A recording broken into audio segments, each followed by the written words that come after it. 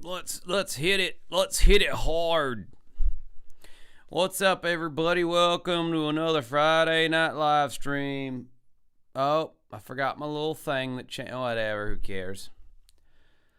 What's up? How's it going? How you doing? I like asking questions that nobody can answer. Yes, welcome to another Friday night live stream over here. A little bit late. Needed to take a walk. I was playing like 3 hours of Resident Evil 8, replaying through that game again. And then I was like, hey, I just stared at a screen for 3 hours. Why don't I take like a 20-minute walk before I stare at another screen for 3 hours? So here I fucking am. I figure I will make everyone unhappy, and we'll do another one of those I love the 90s instead of me trying to rack my brain over what Bimmy thing to watch or what other random thing to watch that someone's going to complain about. So I'll just watch something that everyone kind of likes and kind of dislikes, which is the VH1 I Love the 90s series. And we've already gotten all the way up to 95, so I mean, might as well keep going at this point, right? We all remember the 90s in here. We're all boomers of sorts, one way or another. So, yeah, let's hit it. Well, you're going to get more Hal Sparks. Trust me, I feel like he's not going anyway. He's got all them hot zingers that the teenagers found funny back in the day, apparently. He was on the queer people, the folky queer people show back then there on the HBO where they had the butt sex with the guys over there. Queer guys. Queer as folk. Queer folks. Oh, God. All right. What is up, all my normal people in the chat? We have, I'm not even going to say everyone because then I'm not going to mention someone and they're going to take it personally. So how about I mention no one and just do a blanket hello to everybody. Welcome and thank you for watching. Yeah, so we'll just do that instead. Well, let's just get right to it. This is I Love the 90s, 1995. To infinity and beyond! So you think you're a 90s fan? Oh my god, I'm totally bugging. Okay, Hootie, can you handle this? It's I Love the 90s, and this is 1995. The flicks. Nothing's free in Waterworld. The fashions. The trends. The tubes. The TV. MTV Sports. A totally awesome year that gave us these burning questions. What the hell kind of party are these kids through? It wasn't so much a party as it was a terrible, terrible story about dead parents. Don't say that. Yeah. Why don't those chat rooms... Yeah, you're right. Yeah, I don't want to watch the intro because they're going to spoil everything. Yeah, good call there. Yeah, I do forget to do that. I don't want to know what they're going to talk. I want it to be a surprise. Yeah, good call. Red Face Gaming 7727. To infinity and beyond!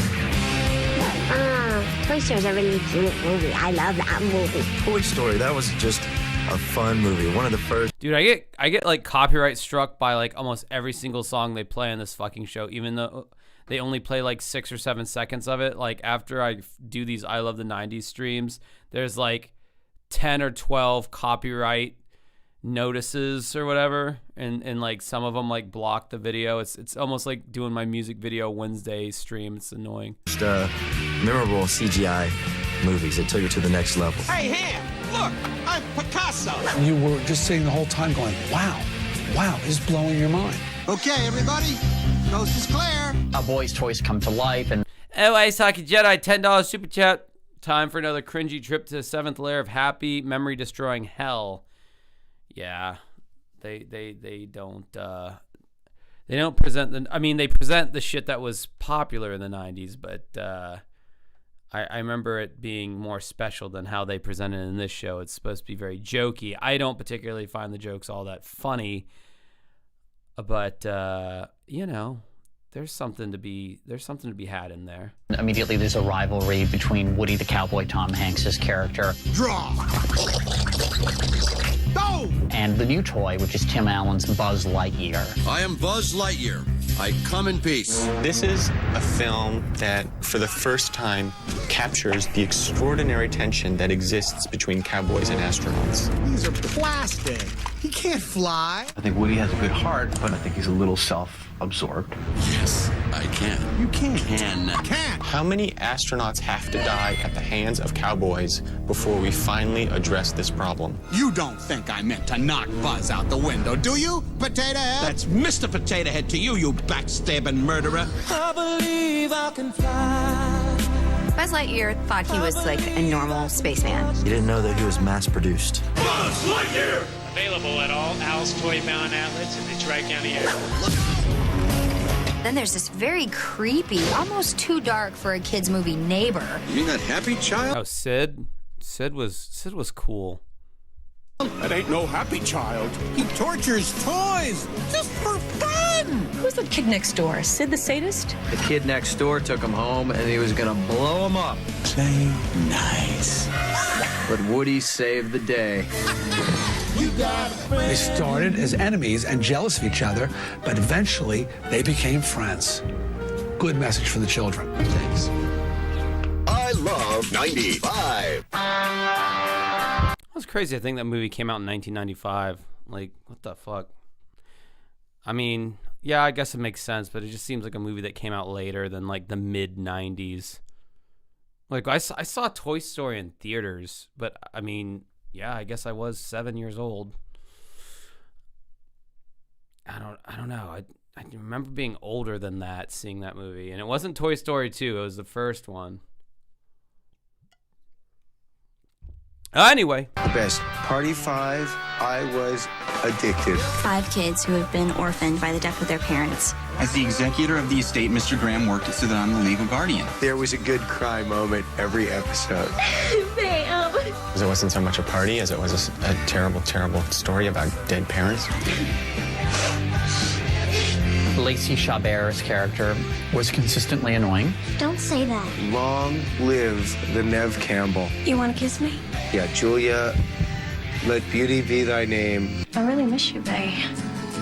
Well, I mean, I did just start the stream like 20 minutes ago, Henry, so you might want to give people a little bit more time to come in here before you automatically start writing off my channel as just like a Bimmy, like, hate watch channel. There's Bailey. If that's what you're getting at. I don't know what you're getting at exactly by pointing that out. Bailey was especially hot. Are you serious? Because he was just so cute, and he had that awesome Jeep that he drove around. Scott Wolf's got the dimples. And then again, so does Matthew Fox. Yes, but yeah. My favorite character, the baby. I love the baby.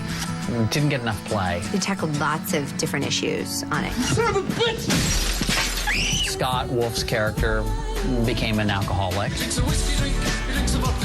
You've got like 4 examples of me drinking too much. Like, that proves anything. They went through the whole change in personality, and then he was denying that anything was wrong. I want to help you because I love you. Nev was just very... You know, you never hear about shows like this. Like, out of all the shows that just pop up on, like, Netflix and Hulu and all that, you know, Friends, Seinfeld, maybe Roseanne, I don't know. You never hear about, like, Melrose Place or Party of 5 or Beverly Hills 90210. Like, those never pop up on streaming sites. Is it because they were just, like... I mean, I know they were popular for the time. Like, why wouldn't they pop up? Why wouldn't they be up there too? I don't know. They'd probably get like a second life on the streaming services. Surely. melodramatic about everything. I am too young to have a baby. When Julia got pregnant, I was very concerned for her because it was a time when a girl needs a mother to talk to. And she didn't have one. Her mother died. It was a pretty heavy show. Kind of made me want to kill myself, actually, if you want to know the truth. They were experiencing so much angst. Wow. I just hope somebody remembered to feed the baby.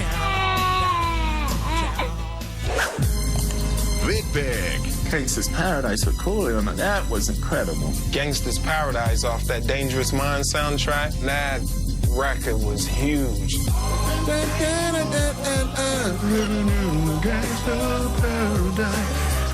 Coolio very cleverly changed the lyrics from Stevie Wonder's Pastime Paradise to Gangsta Paradise.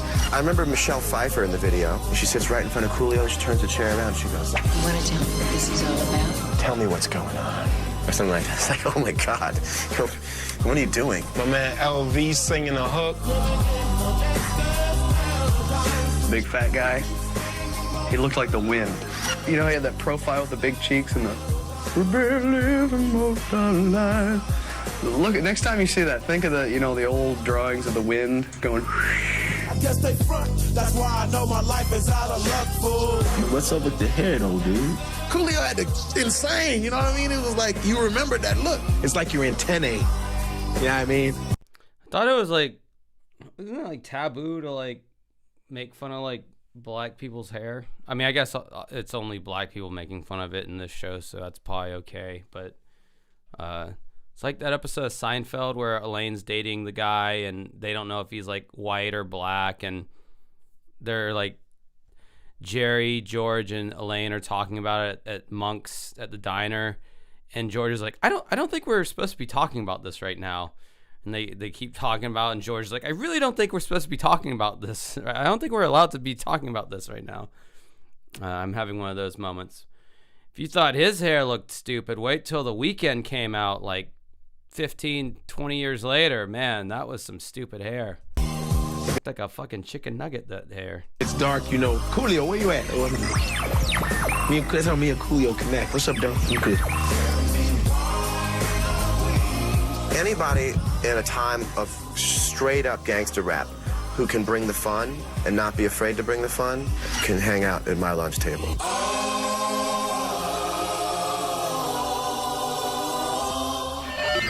The bomb. Hi, Elizabeth Brennan from New Jersey writes, thank you. I used to fucking love Snapple. I remember drinking Snapple quite a bit during the 90s and thinking it would be a fine beverage today. I mean, it's not like it would suck now. I mean, they could bring it right the fuck back, and it's sugar water. I mean, that's all it is. They'd have to add some like bullshit and say that it's got vitamins and probiotics in it now for it to sell in the 2026. But like back then, it was just like, it's a drink, and it's got fruity flavors, and that's kind of all you need to say. American people are like, say less, I'll buy it. And buy it we did. They had so many flavors of Snapple. For creating Snapple.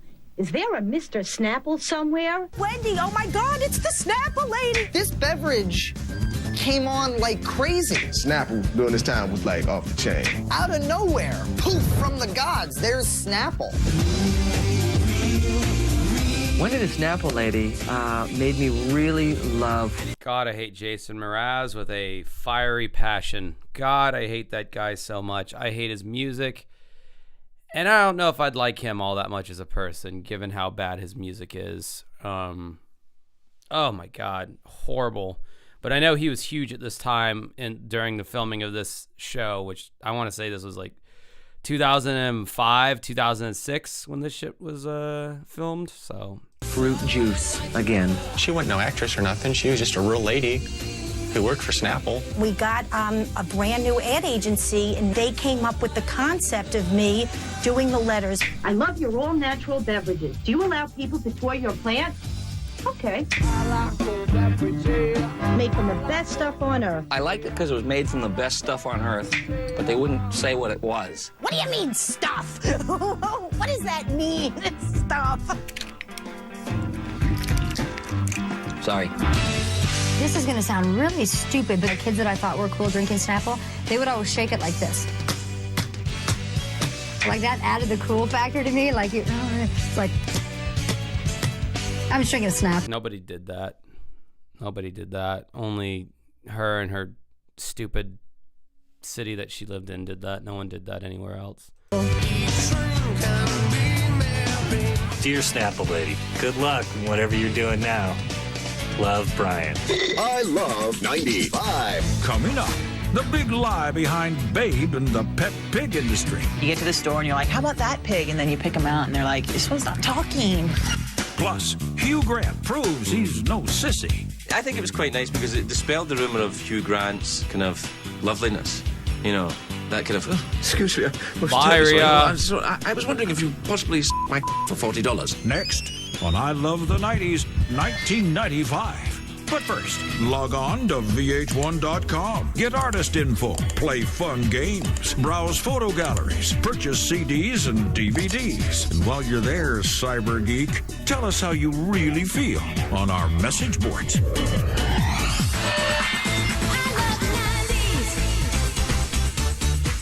I wonder how long until they regretted telling people or asking people to tell them how they feel on their message boards. I wonder how long until they were like, that was a horrible idea for us to set up a message board and tell people to tell us how they feel. Dance songs of 95.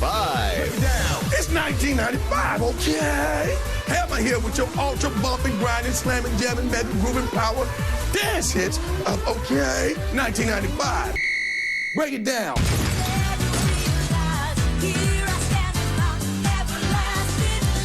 Everlasting Love by Gloria Estefan.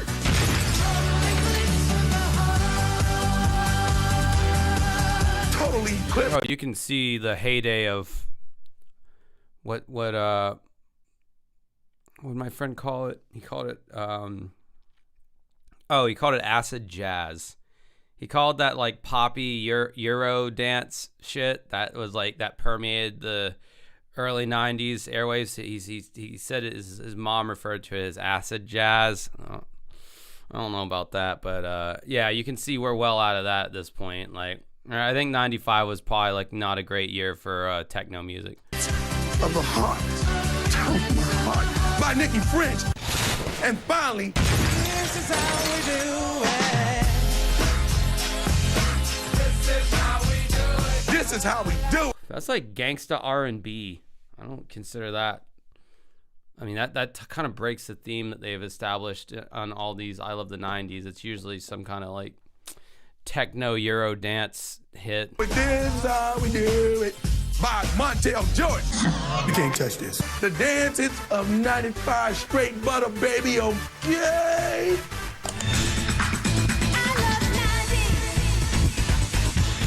Nothing's free in Waterworld. Where do we start about Waterworld? Kevin Costner was like, it'll be dances with jet skis. I've never seen so many great jet ski jumps. We love swimming and we love Kevin Costner. It's a recipe for success as far as I'm concerned. In the beginning, sweeping music, grand titles, an epic shot, and Kevin Costner drinking his own piss. Baby,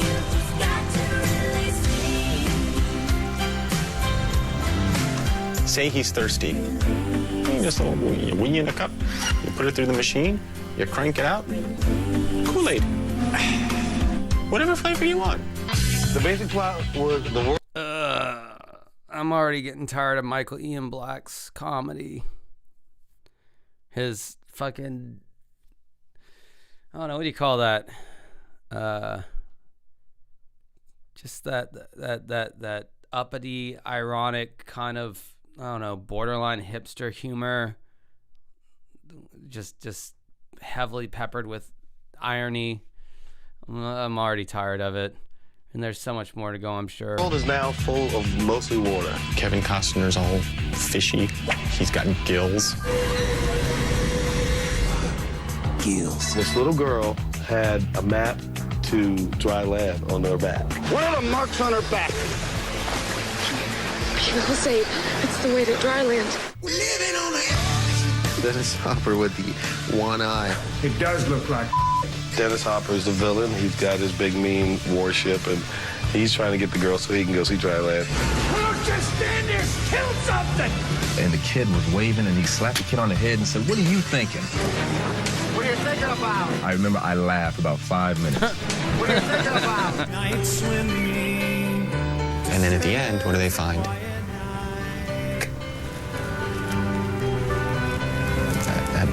Smug. That's a word that comes to mind when I think of Michael Ian Black. Smug. Smug, ironic, hipster douche. Land. They find some land. News break. The actor Hugh Grant has been arrested in Los Angeles and charged with lewd conduct after allegedly picking up a prostitute. The Hugh Grant and a hooker thing, Divine Brown. Hot off of 4 weddings and a funeral, and you have to pay for sex? You're just not going in the right places. Really, I was just reveling in the moment. Hugh, what were you thinking? What were you thinking, man? I think it was pretty obvious what he was thinking.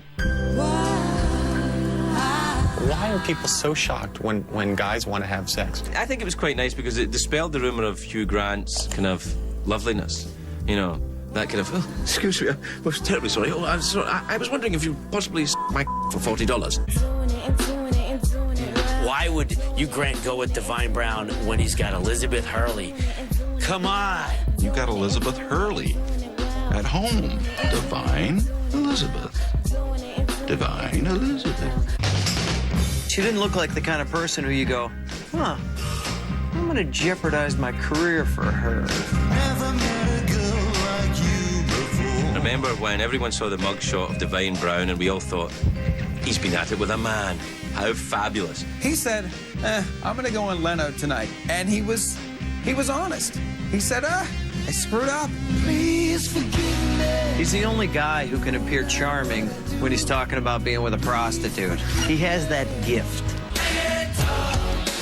And then the guy kept his career because... Dude, do they have to come up with like a fucking song that is in the theme of whatever they're talking about like every 5 seconds now? Like, I feel like they really have cranked that up on this episode. Like, they could say like one word and then they find a song with that word in it and they play it like every 5 seconds. I feel like A, it's really like annoying and like not all that funny to me, and B, like I feel like you're just gonna get this video struck all kinds of down at some point. Because he said, I'm sorry.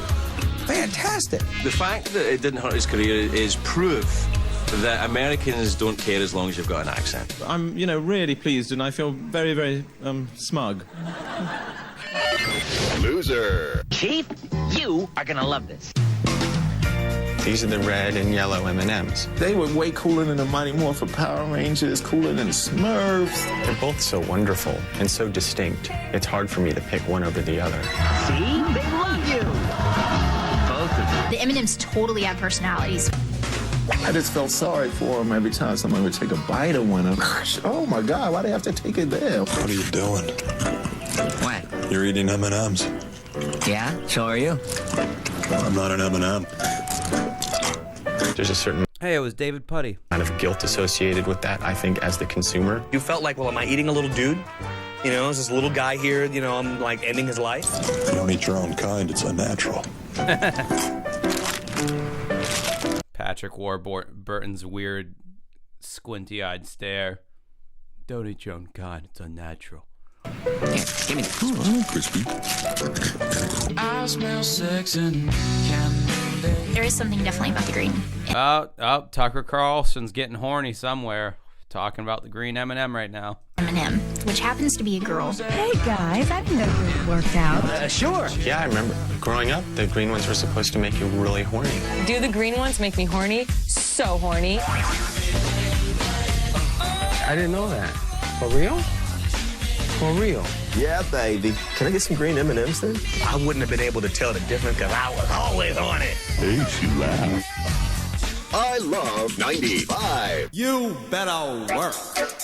In the mid-90s, the chicest thing is to be in the terminal stages of drug addiction. Heroin chic was all about sort of the waif, Gaunt, bloodless, sallow, dying look. I love a girl who, when she eats a sandwich, you can see it. That's sexy. You can actually see the sandwich in her belly. You know what? I can't even lie. I was totally into it. I thought that it was cool. I actually used to put Vaseline on my cheeks and the black eyeliner on. It's not cool to have dark circles under your eyes. Let me live with that.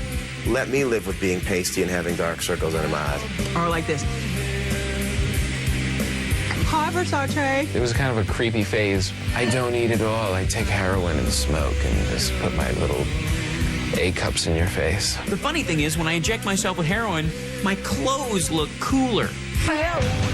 Yeah, this is one of the segments that would not make the cut nowadays. There's a lot of segments on this show that would not make the cut nowadays. Yeah,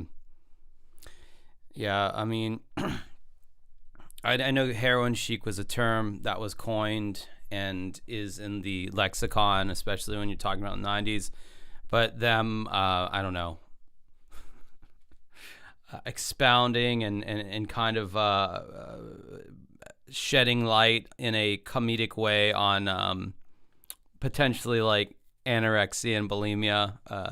Probably not the best look now, but early 2000s, whatever. Sure. They look like they're dying in Vanity Fair.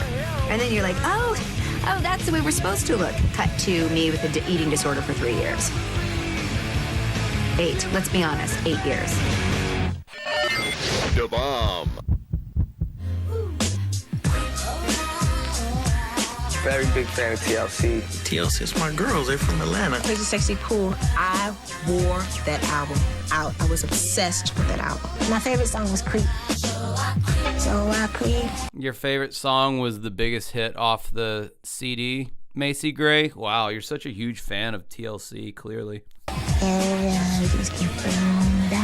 That album was like a complete overhaul for that whole group. They came back and their bodies were ripped. Plus, Chili is fine as a boy. Ooh, who's tapping that ass right now? They were like slender, sleeker, sophisticated. They were really, really hot. From when they first came out, being, you know, the little candy kids. I think Lisa Left Eye Lopez was still alive during the filming of this particular segment, if I'm not mistaken. Because this wouldn't have been too much longer after their album Fan Mail came out, which I think was like 2000, 2001. I think this was like 2004, 2005. So I think she was still alive during this. Yeah, okay, that's what I thought. Being very mature, sexy, beautiful women who had something to say. TLC, what does it stand for? I don't know, 10 to 11 care, I think, is it? 10's for T-Boz, Left Eye, and Chili. Everybody knows that. Terry, Lisa, and Cora. TLC, as we know, stands for T is T-Boz, L is Left Eye, C is Chili. I asked them what it stand for. They said, well, we're the list crew. They're a very good trio. And very cute. And one of them's an arsonist. Whatever. Left Eye burnt the house down. The roof is on fire. Yeah, that just takes balls. Andre Rison is the nicest dude in the world. Better man than me. We've all done things when we were in a peak that we regretted. Never any intention to hurt anyone. That's why we have insurance. That's why we have insurance. So that when our crazy girlfriend burns down our house, we build a new one. And these girls are like, you have to understand her anger. What? I don't understand that. You burnt my down. That. Understand this big pillowcase full of bricks upside your head. Understand that. I love 95. Coming up, for the last time, it's not Hootie. People probably call him, hey, Hootie, all the time, and he probably just looks at them and says... Plus, the wonderful world of chat rooms. If you were an electrical engineer... Oh, my God. Chat rooms. Yeah, that's definitely where I experienced some of my earliest experiences with the internet to see how sideways that shit can go. And I was like pre-teen on these fucking chat rooms. ASL question mark. Looking to get laid, there was a chat room for you. And Brittany Murphy's porker past. Brittany Murphy looks Brittany Murphy's porker past. Wow. Damn. Jesus Christ. No wonder millennials turned out so screwed up. smidge different now. She's lost a smidge of weight. Next on I Love the 90s, 1995. But first, Dirty Alternative Rocker of 95. I've got to say the Pumpkins have to take this one because Melancholy came out in 95, and that was like the biggest rock record of that year. I'd be very surprised if Billy Corgan wasn't in this mix. Liz Fair here, bringing you the dirty alternative rockers of 1995. Gavin Rossdale, the dirty but pretty rocker. Scott Weiland, the dirty stone rocker. And Billy Joe Armstrong, the dirty sort of punk rocker. Those are the... Really? You're not going to mention Billy Corgan at all? Like, they had the biggest fucking rock record that year. And you're gonna mention Bush over fucking Smashing Pumpkins for 95? Wow, okay. Rock and run guys of 1995, a vintage year.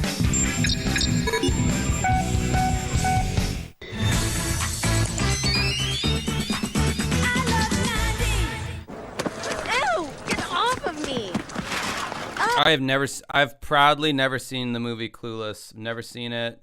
Don't care. I didn't even know that Iggy Azalea song featuring Charlie XCX. I did not even know that video was based off the movie Clueless until I saw like a scene from it later on. I know the quotes or whatever from it, and I know a very young Paul Rudd was in the movie, but that's about all I know about it. I don't know anything about the plot. I don't know what happens. Never seen it. To my fellow millennials, especially if you have a box over there, I know that was a landmark movie, but I never seen it. Don't have a particular desire to see it. As if. Clueless is awesome. Teen movie for the 90s. Hello? There was a stop sign? It totally was. And it really is a culturally defining movie. People say this is a chick flick. Not true. Clueless is a great movie. It's one of the funniest movies in the 90s. I will say that. It can be enjoyed by either women or gay men. Clueless was about this girl in high school who was totally loaded. God, you say like it's a bad thing. Alicia Silverstone did a great job. She looked the part, she talked the part. Mr. Hall, I was surfing the Crimson Wave. I had to haul ass to the ladies. There were a lot of catchphrases in Clueless. Your as-ifs. As if. Your whatever. Whatever. Alicia's like, she's not that all that. She's a Monet. What's a Monet? It's like the painting, see? From far away, it's okay, but up close, it's a big old mess. Brittany Murphy looks a smidge different now. She's lost a smidge of weight. Talk about your Hollywood makeovers. Project. Miss Brittany Murphy was the dumpy, sad, fat friend. I've got an idea. Let's do a makeover. No. I think she must have stolen a lock of Alicia Silverstone's hair and done a voodoo ceremony because she stole her career. I think one of the funniest moments from that movie is when Cher goes to take her driver's test. And she runs into the car. She sideswipes it. She goes, oh, should I leave a note? Her stepbrother is Paul Rudd, who is kind of priggish. I still need lessons from you on how to be cool. Tell me that part about Honey G again. And he was the love interest for Alicia Silverstone. I love Josh. She ends up with her stepbrother. I was always a little bothered by that. Be like Marsha and Greg getting together. It's kind of icky. Very incestuous, but he was cute, so who cared? Oh my God, I'm totally bugging. Vidpick. I've been married a long time ago. Where did you come from? Where did you go? Where did you come from, Cotton Eye Joe? And it had like a dance beat to it. And the fiddles, they're like... Oh my God, this is like really bad. Like this episode's not doing it for me. Gotta say, this is pretty cringe so far. Not liking this one at all. What the f am I listening to? What the fuck am I watching? Where did you come from? Where did you go? Cotton Eye Joe. And this made me want to just brew up some moonshine and start jigging. Like I see people with missing teeth, long smelly hair, and somebody that's about to have a baby and doesn't know who the dad is. See, I'm from Canada. You have to remember that. So during this time, I'm looking at the TV going, is that what they're like there? And my parents would say, no, Michael, not all Americans are like that. Just most Americans. Funny thing is, they are all from Sweden, so they're not even Americans. They were just doing some hillbilly pastiche. So there you go with that one. Maybe if you had done your research. You come from Cotton Eye Joe. Just pissed off all of America right there. I love 95. They weren't even American. They were a fucking Swedish band.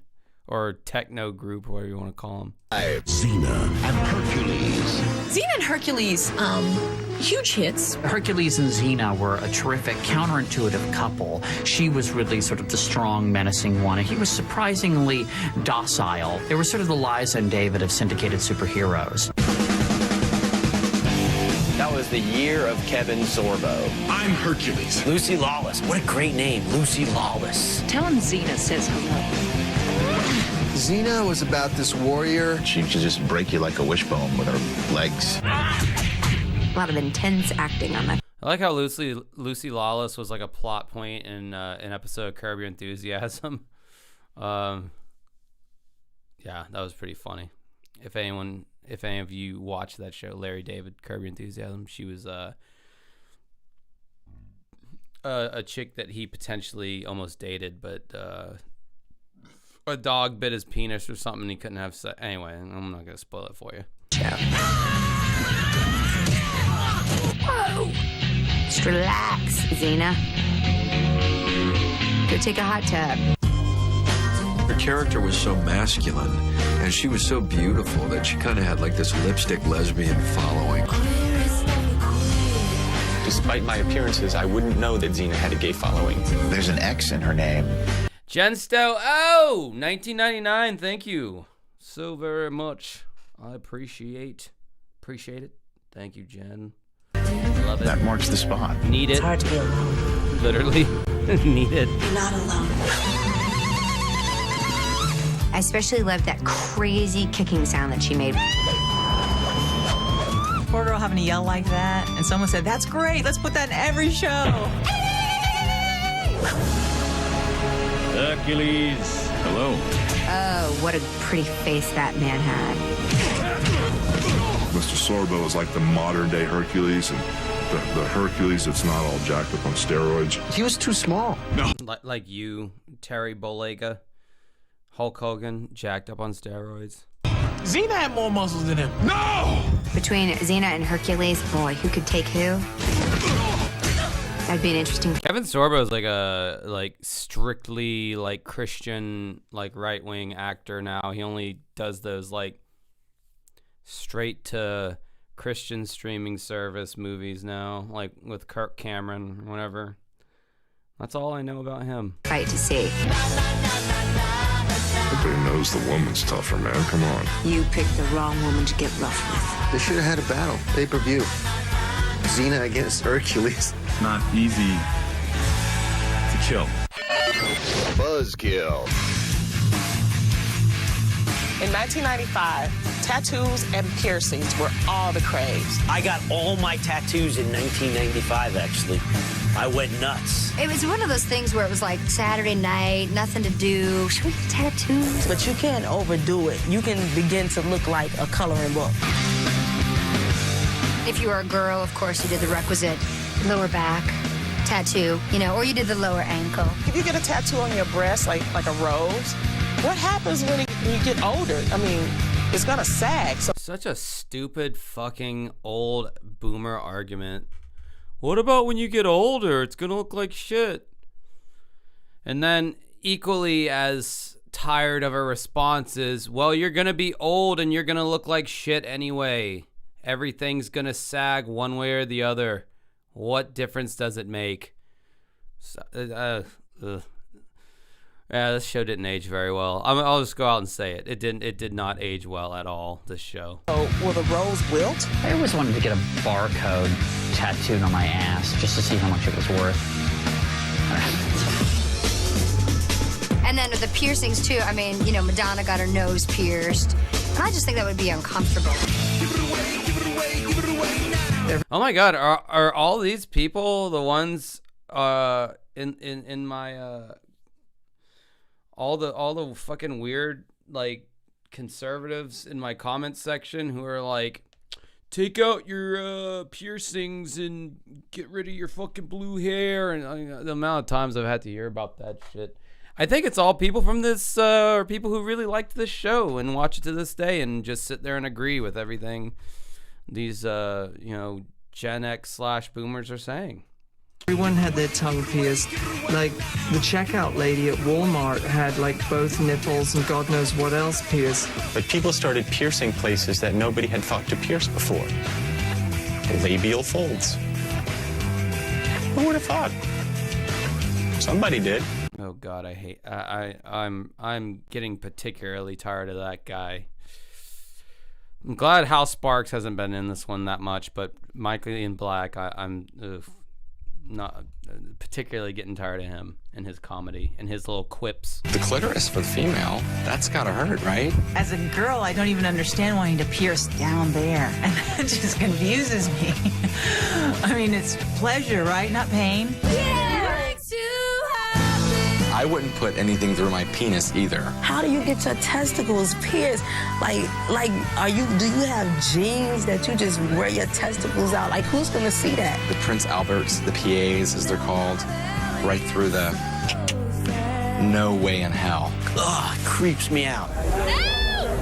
I love 95. Coming up, Braveheart goes commando. The primary historical lesson that I learned from this film is that Scottish people don't wear underwear. And I think that's true to this day. Talk to Sean Connery. I'm not wearing panties. And have you been playing PlayStation, or are you just glad to see me? If beer came out of that thing, I would never leave the house. You know what I mean? And if there was like a little sexual hole on the side of the Sony PlayStation, that's it. I'm done. Next on I Love the 90s, 1995. But first, Hotties of 95. Hi, I'm Michael Bolton, here to lovingly and tenderly bring you the Hotties of 1995. Shirley Manson, stupid girl hottie. Holly Robinson, hanging with Mr. Cooper hottie. And Gabrielle Reese, love to be spiked by that hottie. That's a volleyball term. The Hotties of 1995. Exercise caution. They may be just a little too hot.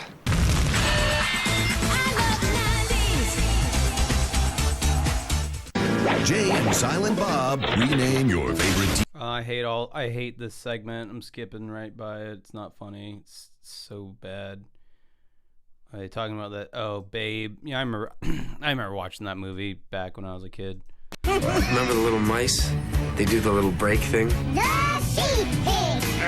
Didn't he say like, I'll be back again? Babe is the story of the little pig that could. The pig needed to prove that it was more than just bacon. And he talks. Pigs are definitely stupid. No, we're not. Good heavens. Yes, I believe pigs talk. Secretly. Behind our backs. It's kind of like Charlotte's Web. Whoa, whoa. Except in Charlotte's Web, the pig dies, and in Babe, the pig herds sheep. Move along there, you big buttheads. He was like bound and determined to learn how to herd sheep. I was just trying to be a sheepdog. It's a movie all about trying to be what you're not. I just asked him nicely, could you please move over here? Thanks very much. It was very kind of a pleasure. I don't know how millions of piglets did not become pets for kids after that movie. You get to the store and you're like, how about that pig? And then you pick them out and they're like, you're supposed to stop talking. That'll do, pig. That'll do, pig. That'll do. That'll do, pig. Don't we all want to hear that? That'll do, Rach. That'll do. They eat pigs? Fork be talking to you and stuff like that, and then you gotta eat it? I don't think so. Who's gonna grow up to be a big fat pig? Babe grows big. Babe's not fun anymore. Babe's not even cute anymore. Boom, Babe's breakfast. Oh, beautifully done. And at the end of the movie, it wins a herding competition against all the other dogs. I really feel at the end of the movie that the farmer did not give him enough props. That'll do, pig.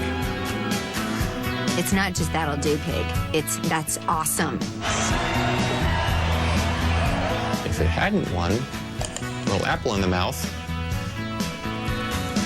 will stick. Oh God, I'm getting. Oh my God, this guy is wearing me down. Oh, every unfunny quip is just making me want to watch this show less and less. Babe, what's for dinner? Babe. I love 95. Sony PlayStation, greatest gaming device ever invented. Of course I had a PlayStation. I'm a guy. The PlayStation somehow became the drug user's video game system. Up, down, right, left, right. The controllers have like 24 buttons on them. Right, jump. And they're not lettered. They're shaped. So now it's like a test for... Are we now going over the finer points of how Sony labels the face buttons of their controller versus like Nintendo and, well, Xbox barely existed at this point, but like really, like making fun of how they use shapes instead of letters for the face buttons? Like, oh my God, comedy has really changed a lot in the last 20 years. And it was really, I mean, I swear to God, I thought, like, I don't know about I Love the 90s, but I remember I Love the 80s. That was the first of this series that came out. And I remember really enjoying that one.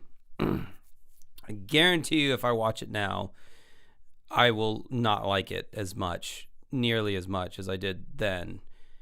Because you still have the same cast of characters commenting on shit. But, like, I chose the 90s because I actually pretty much know every single thing that they're going to bring up that happened in the 90s. The 80s, not so much because I wasn't alive for most of them. But, like, goddamn, these are some pedestrian fucking takes. Autism. Triangle square. I'm going to have a lawsuit against Sony PlayStation. Pretty much 9 years of my life has been dedicated to that stupid machine. Welcome to John Madden Football. John Madden, that's where it's at. Madden was the game. Everybody had Madden. Yeah, if you're a casual fucking non-gamer, I guess you had Madden. Or if you're Jason Graves, because I guess he likes sports games. But yeah, I don't know anybody who like gathered around their consoles to play fucking any of the. I think the only like sports game we ever played was like NBA Hang Time, which like was a sequel to NBA Jam on the Super Nintendo, which was just like a more of an arcadey basketball game. So it wasn't like, you know, I don't know, whatever. All those sports games. There's a reason why they're worth like $1 to this day. And like retro video game stores won't even take them half the time. You know, I think PlayStation might be responsible for about half the country's dropouts. And it's good. Damn you, John Madden. Tekken, Tomb Raider. Oh man, when I played Tomb Raider for the first time and the lions jumped out, you're like, it's like living in a television. If beer came out of that thing, I would never leave the house. You know what I mean? If there was like a little sexual hole on the side. Bobby Lee, it's nice to know that he's just as unfunny back then as he is now. Except now, actually, he's ironically funny because his ex-wife, Kalani, or whatever her name is, and how she basically like just cucks him on every episode of Tiger Belly. That's ironically funny or whatever, or post-irony. I don't know what you would call that, but yeah, it's good to see consistency there with Bobby Lee, though. Of the Sony PlayStation, that's it. I'm done. I have lost so many nights playing Sony PlayStation. I think I spent 2 days and I probably slept maybe 3 hours. Oh, those original Resident Evils looked mighty rough on the PlayStation. God, those were almost unplayable. In fact, I might go as far as to say they were unplayable. Like, yeah, Resident Evil, they had a great idea there, but it took a few iterations. I'm playing Resident Evil 8. I just played 3 hours of it tonight before I got on here, so obviously I love that series. But yeah, the OG Resident Evils for PlayStation, there's some rough stuff going on over there. Playing Resident Evil. I have carpal tunnel, tendonitis. Look at these hands. They used to be straight. Thanks, Sony. So funny, bro. Oh my God. Slamming. Chat rooms were the bomb. That is early internet right there. Wow. The chat room was a great place for people with similar interests to get together. These internet chat rooms are places where one can go and really express oneself. Where do I go to be real perverted? I liked a lot of different chat rooms. You were M2M, Men Seeking Men, Latino. Any hot chicks in here? Turns out there's a lot of creeps on the internet. That's what I got from it. I'm 19 and horny! Exclamation point, exclamation point, exclamation point. If you were an electrical engineer looking to get laid, there was a chat room for you. When I meet somebody and they say they met on the internet, I smile. I say, great. If you were a No, I've not Shoshone played Resident Indian Evil looking to get 7 laid, VR, there was a chat room for you. It played created a regular new Resident kind of Evil. poetry. It elevated the discourse. I was like, I'm naked. What do you want to do? I was like, let's just talk. It's like, even in cyberspace, I get the girl that wants to cuddle. Chicks suck. LOL. And then you realize they can't spell. You better know how to spell, you know? It kind of ruins it when you tell some woman you want to show her your big fat clock. Oh, Sour Times by Portishead. That's a really good song. Of course, they're using it for awful purposes in the show, but whatever. This is just a new level of beating off. It's phone sex, but even more sad. One hand on the keyboard and one hand working it. You know, getting aroused and not knowing. I mean, you know, but you don't definitely know that on the other end is a bald, fat, middle-aged guy. Yeah, I guess that was the first time that joke was made. Yeah, no, that I don't think any of these comedians, who might normally be funny on their own, like a Brian Posehn or whatever, they just this show was a paycheck, and they just showed up and just improv'd, and it was I was saying to somebody earlier that I think that Michael Ian Black and Hal Sparks had like the best little improv bits, and that's why they used them so much. Because I mean, you see how little they have to work with here. Like, they probably interviewed a lot of people on these same topics and just didn't have anything funny to say whatsoever. So you just had to like grab something from these people and just put it up there and be like, all right, this is the show. And obviously the ratings did really well because they did like a I Love the 90s Part 2, and I think that I Love the 90s, they did like a third iteration. They did like 4 iterations of I Love the 80s. They did an I Love the 70s. Yeah, they got out of hand with these shows. I Love 95. And welcome to the first Extreme game. Oh, hell yeah. I love the X Games. I love the X Games. It's like the Olympics are for a geriatric generation now compared to the X Games. Just they blow everything else away. The X Games played a big part in the 90s of getting these kind of underground extreme sports out into the mainstream. The X Games was all about that sort of Evel Knievel side of sports. Not your average spin around the block on your bike. It's actually quite popular now to the point where the athletes want to get paid. Silly you're not getting paid. They'd have like a guy jumping out of a plane with a snowboard on and like a paintball gun. She might be dead. Coming up tonight on the X Games, some guy with an earring through his tongue is going to be doing the half pipe on a skateboard. Wow, you sound like somebody's granddad right now, literally like trying to make a joke. Whatever the hell that means. And the X Games is just one example of how the 90s just marketed the letter X. Everything had to be so extreme and like fluorescent. Extreme deodorant, extreme shoes, extreme cars. MTV totally just stole the X Games and added Dan Cortez and therefore made MTV Sports. MTV Sports! MTV Sports came on like a flash. Everybody was watching the show. Dan Cortez had people doing crazy things. Dan was the man, ladies' man, good-looking dude, you know, host of MTV Sports. Love Dan the Man. Dan the Man Cortez.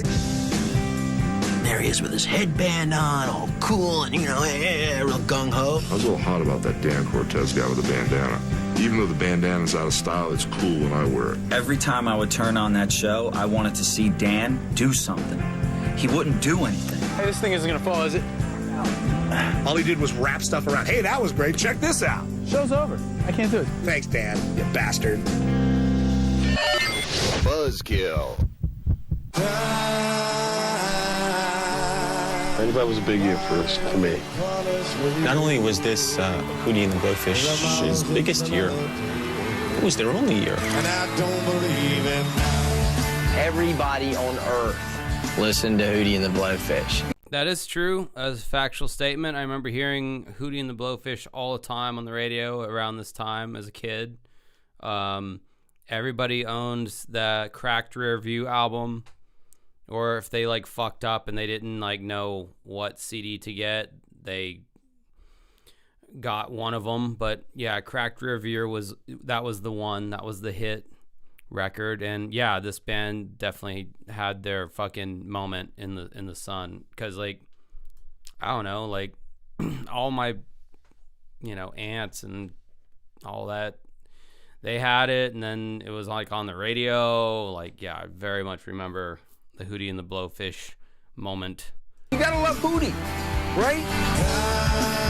I thought that was like college preppy boy band with a black guy as a lead singer who sounded like a white boy. Frat guys and girls loved this album. With a little love, and some tenderness, all around the wall, all above the mountains. Hold my hand, come on, hold my hand. Hold My Hand, the most overplayed song currently. Of the 90s, most overplayed song of the 90s, unquestionably. Yeah, there was definitely Hootie overkill. Oh, that was a big one. Only Want to Be With You was big. I only want to be with you. I only want to be with you. I said I was going to write the cheesiest lyrics I could write. And I fought to keep it off the record, and I was wrong. Yeah, everybody thought he was Hootie. Darius Rucker, People probably call him, hey, Hootie, all the time. And he probably just looks at them and says, You're Hootie. You will always be Hootie.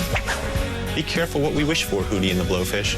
My name's Darius Brewer. Shut up, Hootie. You're always going to be Hootie. It used to bother me, but, it doesn't bother. When they stop calling me anything, that's going to suck.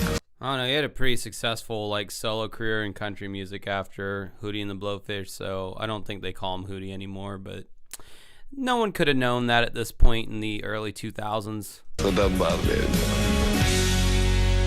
I love 95. Coming up, just what were the British doing to make Mel Gibson scream like that? Scraping, chiseling, they were juggling the testicles. I don't know what they were doing. All I know is that Mel yelled. Braveheart, next on I Love the 90s, 1995. But first, Craig Ferguson, uncut and uncensored on Babe. It wasn't the same peg, it was like 16 pegs. Yeah, I don't think I care about that. All right, just fast forward in there. Oh, I don't care about Braveheart, whatever. I don't give a fuck. Yeah, they're scraping his cock or whatever. Yeah, a bunch of unfunny. Trust me, I'm saving you from a lot of unfunny stuff here. And then you got the Jerry Springer thing, whatever the fuck. All right, that was 95. That was pretty bad. I'm not gonna lie. I guess we're rolling right into fucking 96. Hopefully it will be less cringe, but I doubt it. And then I gotta fast forward through the spoilers here, because they spoil everything they're about to talk about. Okay, I gotta find out where it actually starts. Oh, I gotta pee too. I'll be right back. Be right back.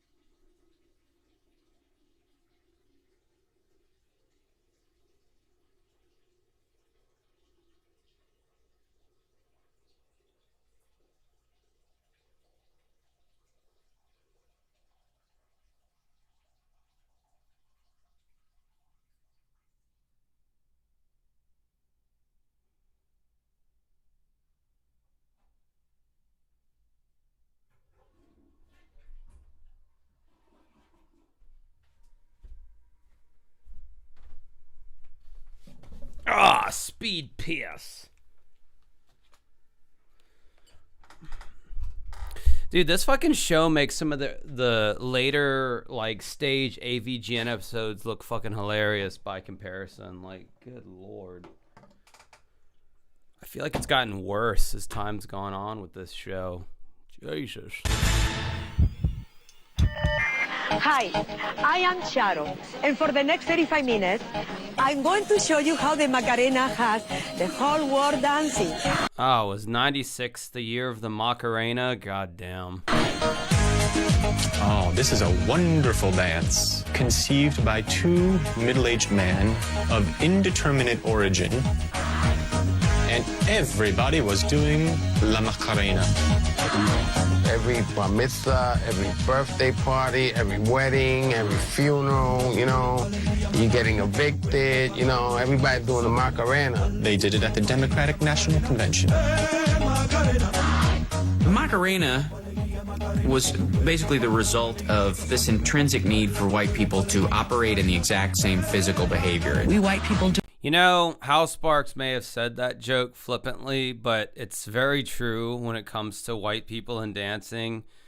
I was a wedding DJ for like 6 or 7 years, and there was no point that white people felt more comfortable on the dance floor than when you did a line dance, where there was a preset set of moves that you would do, and everyone already knew them, and then everyone would get on the dance floor, and then as soon as you played a song where it was just like, you know, like a dance song or whatever, then you would see like, I don't know, more than 50% of the people just get off the dance floor at that point.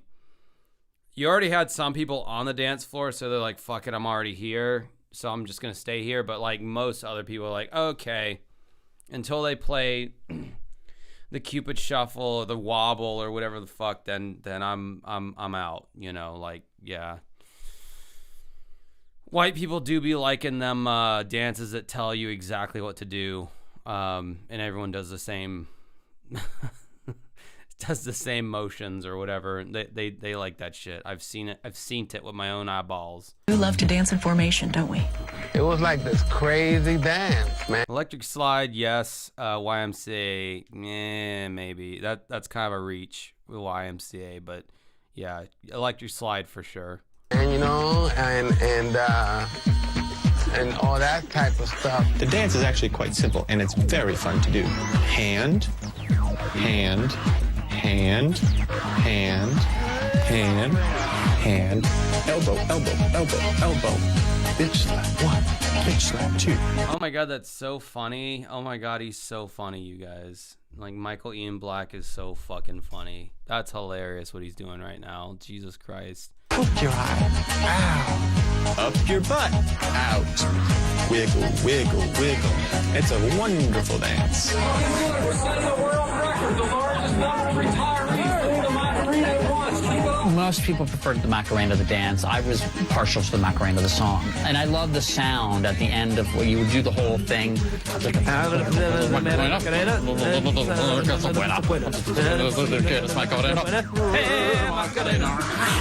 And that's sort of what kept it going, was that sound. Everybody actually who knows the Macarena, they just know, hey, Macarena. They don't know the words. There's at least 8 million morons in this country. There is, because that's how many people bought those records. Turn the Macarena off. News break. In 1996, the Oakland School Board tried to get Ebonics taught in schools. What? I haven't heard about this story. Members of the Oakland School Board agreed to label so-called Black English or Ebonics as a second language. What? Ebonics, let me break that down to you. Onyx, meaning like phonics, as in sound, speech. Then you have Ebon, coming from the word ebony. So basically, it's like black speech. In the 70s, they called it jive. This is part of revolution.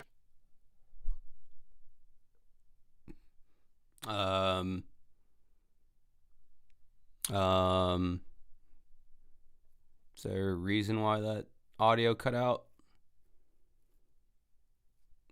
Okay, I can still read it though. Ebonics pronunciation. Hand becomes han. Good becomes guh. With becomes whiff. I mean, fucking accurate from what I've heard from most black people. I like how there's no audio to Whiff.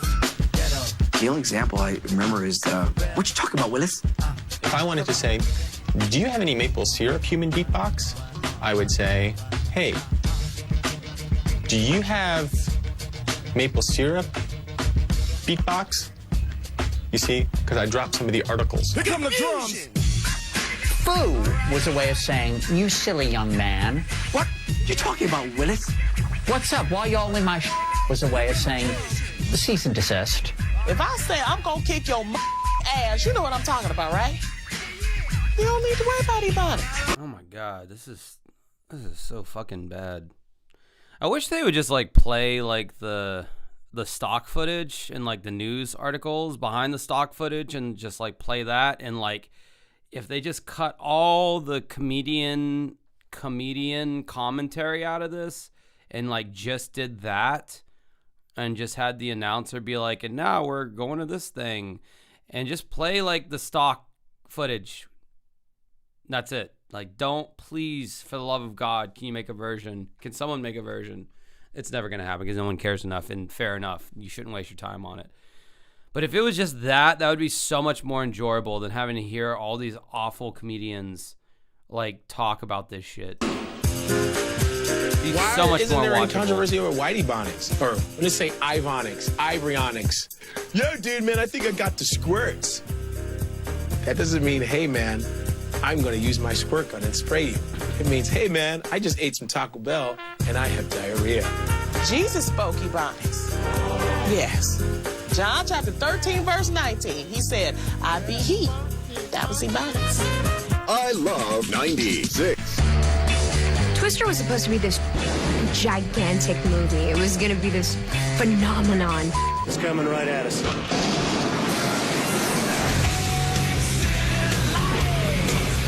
They were storm chasers, and they were the ragtag bunch of storm chasers. These are the weather people on the side of righteousness and light, and then you've got the weather people who just want to make money, damn it. He's in it for the money, not the science. There wasn't much of any acting going on in that movie.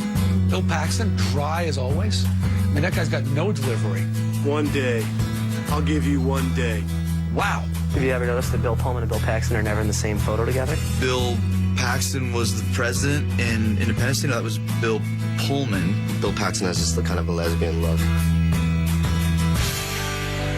I love Helen Hunt.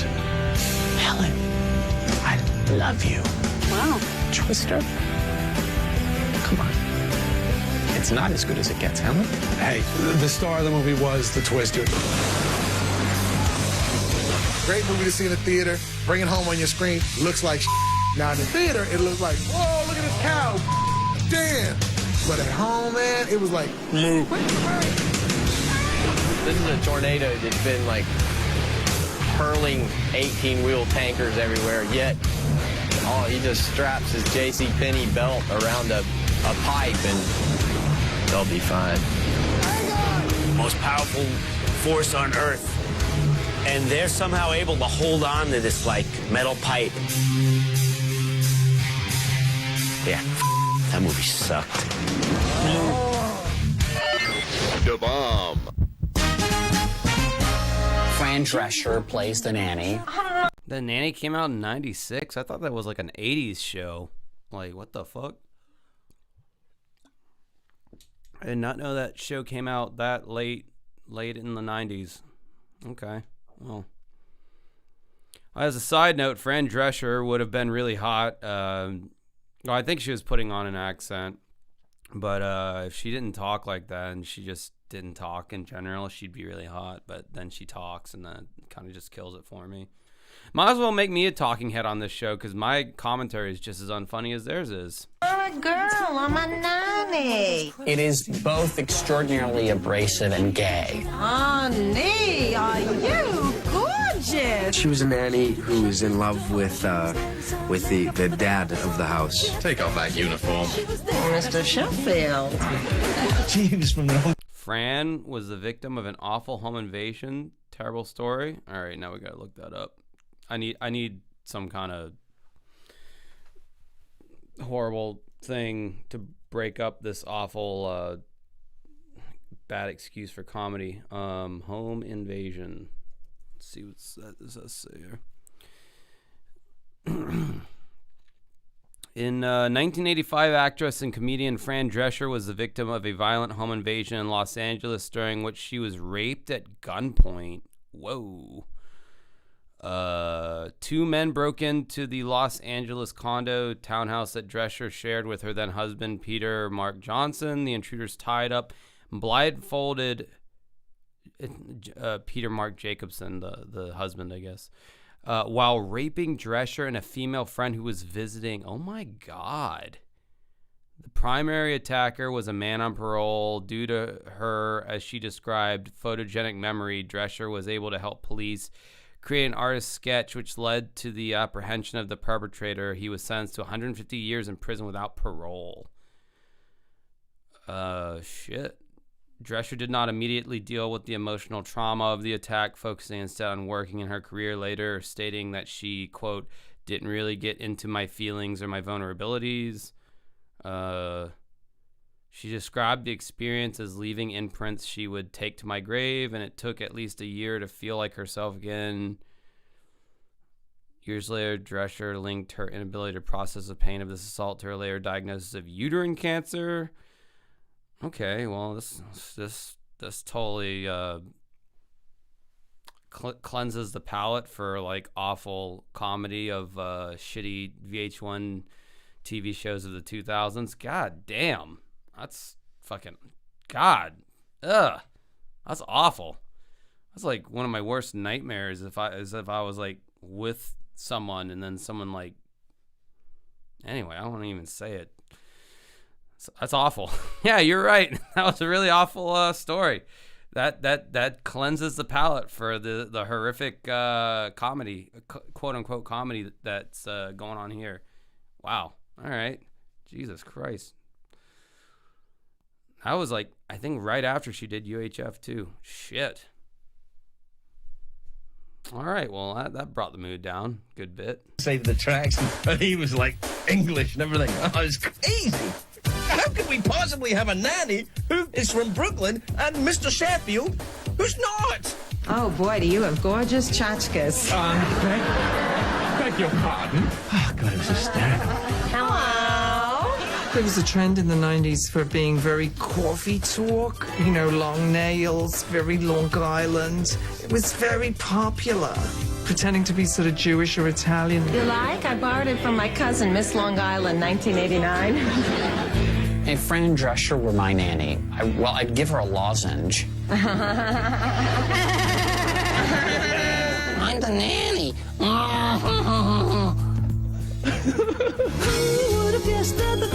You want to put her on mute sometimes and then go, ooh, she's hot. But she's a good-looking woman. She's a great character actress, but, like, I don't want to wake up to that, you know? Hello. Which is awkward because we have slept together. The nanny named Fran. I love 96. Coming up, more neat ways to ask for financial considerations. Show me the money. Bring the bank. Don't smell the D's. Where the cheese? Biatch. Plus, who's that old guy running for president? That was a person that first person I ever remember my parents voting for. Bob Dole, back in the 90s. 96, yep. And then Ross Perot, it was like Bill Clinton, Bob Dole, and Ross Perot. Ross Perot was running third party, but I think his whole thing was he was taking votes away from the Republicans. That's what always happens when a third party runs. They take votes away from either the Democrats, a.k.a. Ralph Nader, or I guess in the 96 election, it was Ross Perot who was taking votes away from the Republicans. Joe would always speak in third person about himself. This is Dole Country. This is Dole Country. Bob Dole's not gonna take this. And the brothers that fight together stay together. Shut up. What's more entertaining than two English brothers who hate each other fighting all the time?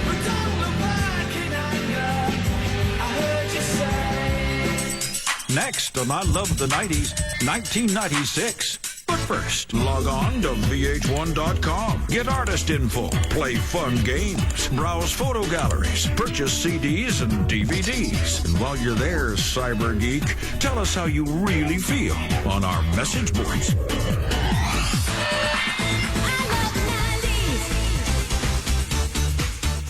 Isn't Bob Dole still alive? I think. Wasn't he at like John McCain's funeral? We need to find this out for some reason. Is Bob Dole still alive? You know you're getting old when people have to Google that. Oh no, he died in 2021. Never mind. Dance songs of 96. Break it down. Hammer here with your ultra bumping, grinding, slamming, jamming, mega grooving power hits. A 96. Break it down. I like that song. Everything But the Girl. What's the name of that song? Missing by Everything But the Girl. I like the way you work it. No diggity. I thought to bag it up. Bag it up. No Diggity by Blackstreet. And finally. Oh yeah. Oh yeah. They saved one of the better 90s techno songs for later on there. I feel like in 97, if we even make it to that episode, probably won't happen tonight.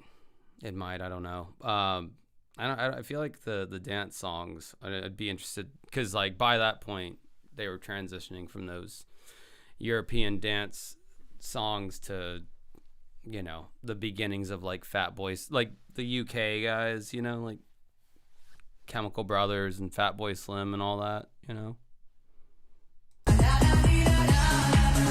Be My Lover by La Bouche. You can't touch this. The dance hits of 96. Super for diggity. That is all I did. That Miss Ann, you know what I'm saying? Roll 'em.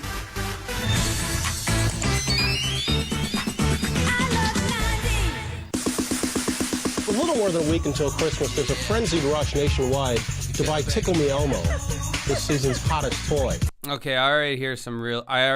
Like Tickle Me Elmo. I'm already foreseeing some awful jokes, so I'm skipping past that entire thing there. Yeah, because the bad jokes, I already see them coming in the distance. Newspaper, sick, rich-ass were getting them and then selling them to desperate parents for hundreds of dollars. How effed up is that? It's called scalping, and they still do it to this day. I mean, it's like a thing as old as time. It's not a new concept. Well, if you're having trouble getting a Tickle Me Elmo doll, perhaps you're just unlucky. Unlike one New Yorker, John Gotti Jr. walked out of a Toys R Us store with a box full of the Elmos. Tickle Me Elmo was one of the things that made me really hate the 90s. Shut up! Okay, they're still doing it. I thought I skipped it. So much attitude that I don't care about Oasis at all. Don't care about whatever they're going to say about Oasis. I don't like Oasis. I don't care. Yeah, they fought a lot. They're two brothers, blah, blah, blah, whatever. Black Crowes were two brothers, and they fought a lot, too. Who cares? They're both those bands suck. Babe, you want some of this coffee? Babe. I remember liking Independence Day. I haven't seen that movie since it came out, but I remember I had the toys. I bought the toys. The toys were cool. The aliens and all that. It's pretty cool.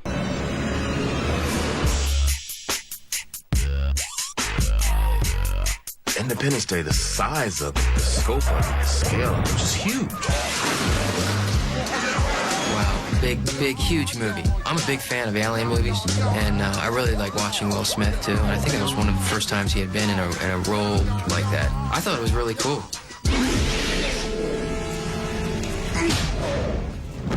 Welcome to Earth. That was the first time we matched Will Smith with an alien, if you're not counting Alfonso Ribeiro from Fresh Prince of Bel-Air.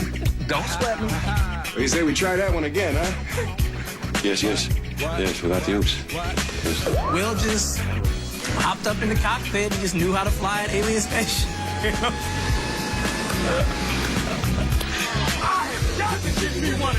I think he was the first brother to save the planet. Ever. Will Smith's my man, you know. If he's going to be the lead dog, I'll follow. The Fly and Will Smith getting jiggy with it, saving them. And I mean, Will Smith had like goodwill towards everyone for like at least another like 20 years after this, right? Or 17 or 18 years, something like that. And then now nobody likes Will Smith. He's a lolcow.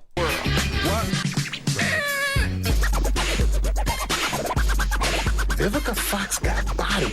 Early in the movie, she's in the mirror at the back of the strip club or something. She's putting on lipstick. And boy, they showed that donkey. Oh, my goodness. Oh, I must have been tripping. I'd pay to smell her fart.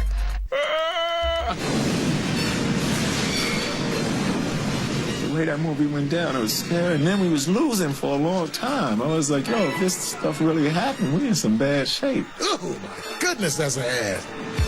Earth won, and we're still here to this day because Will Smith defended our planets against the evil invaders. I love 96. Coming up, Renee Zellweger completes all of us. Renee Zellweger, she just blew me away. You had me at hello. Plus, the breath of minty fresh air from abroad. These commercials are all shot in Sweden because American actors would not participate in such crap. And what breed of tiger do we have here? He called himself a cobbler Asian. I call him a Negro-wheeze. Next on I Love the 90s, 1996. But first, Dirty Alternative Rocker of 96. All right, Billy Corgan's got to be in this one, I would think. I mean, at this point, they've had several like hit music videos. I've got to think they'd be in this one. Liz Fair here, bringing you the Dirty Alternative Rockers of 1996. Zach De La Rocha, the Dirty Rage Rocker. Okay, they just played Guerrilla Radio. That song didn't even come out until 1999. They could have picked anything off of Evil Empire. That album came out in 96. They could have played Bulls on Parade, which is pretty much the only radio single off that record. I mean, or they could have been edgy and played a non-fucking, but I get it. They want the music video. But no, like Guerrilla Radio didn't come out until 99. Idiots. Johnny Resnick, the Dirty Goo Rocker. And Billy Corgan. Finally, it took until their most normie hit of 1979 for him to finally get mentioned. The Dirty Chubby Rocker. Those are the f***ing run guys of 1996. And once you get that stain on you, you can't get it off. Gross. No, I agree. I agree. Battle of Los Angeles was Rage's best album. Either that or their first album. Evil Empire was okay, but I mean it was pretty good. But I would say their first album or Battle of Los Angeles were their two go-tos for me.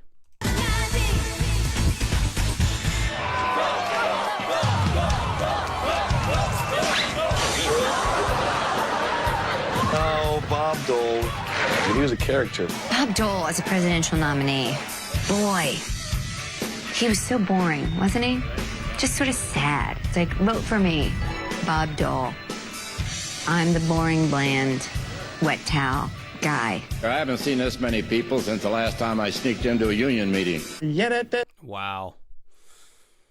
Yeah, man, the Republican Party needs apparently a lot more pizzazz in their Republican candidate for them to actually get all the votes, and that would come many years later in one Donald J. Trump. You needed the showmanship. Policy be damned. As long as the showmanship was there and he said all the right things. Oh, Josh is getting political. Oh, God. And I think Bob Dole was the old guy across the street who, when you hit your ball into his yard, you never got it back. Get off my lawn, you kids. You kids get off of Bob Dole's lawn. Get off Bob Dole's lawn. This is Bob Dole's ball, and I'm keeping it. I know this is Dole country. This is Dole country. Bob Dole would always speak in third person about himself. Bob Dole's not going to take this. Bob Dole likes cheese. Bob Dole doesn't have sex with babies. Bob Dole's a fighter. Tom Papa's one of the most cleanest comics I've ever heard.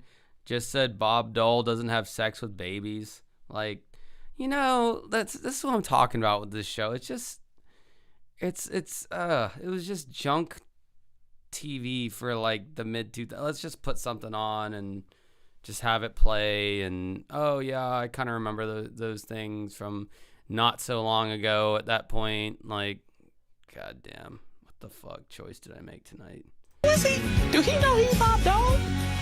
I don't think he realized he was Bob Dole. I'm getting confused. Are you Bob Dole or am I? Maybe if I get people. Why does Hal Sparks look like he just got off his cool guy motorcycle with his like 2000s douche like gelled up hair in the front? Like he's sitting there acting like. Well, I mean, I guess that was the style of the time, but. Oh, Hal Sparks. I think they're Bob Dole. They'll vote for me thinking it's a vote for themselves. A vote for Bob Dole is a Bob Dole for yourself.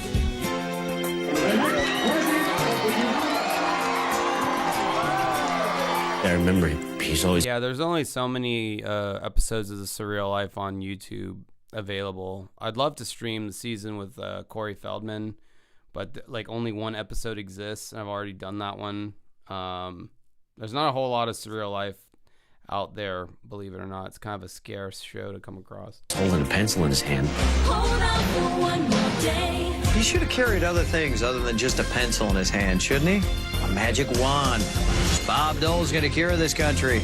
He's gonna tap Bob Dole's magic hat. Make all your problems go away. It was just like, well, what are you gonna choose? You know, milquetoast, dry, bland, boring man, or kind of sexy, sort of up when we know it in a subconscious way, man. Bill appealed to men and women. Where the action is. Not. Certainly one of the biggest fads, not only in the NFL, but certainly starting to go across the country and down here in Miami. You see the players who aren't in the game wearing these wild pants on the sideline. That's right, it's Zuba. Y'all ready for this? Oh, I don't know what these are. Zubas? I've never heard. I don't know about whatever they're talking about now. When I think of Zuba's pants, one word springs to mind: fromage.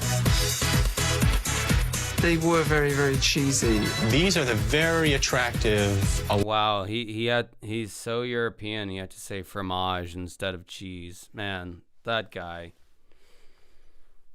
hilarious. Elastic waisted pants with the colorful patterns on them. Why these ever fell out of fashion, I don't know. I gotta admit, I did have some. I did have some. And it's one of those things where as you buy them and as you're wearing them, you think, oh, these are really hot. And when you look at yourself years later, what the hell were you doing? All I know is that weightlifters wear when they got little skinny legs and they got big upper bodies with the sweatsuits. What's sad about this show is it takes comedians like Patrice, who are normally pretty funny, and makes them like so not funny because it's like cable and you can't really like do your act and you're just riffing.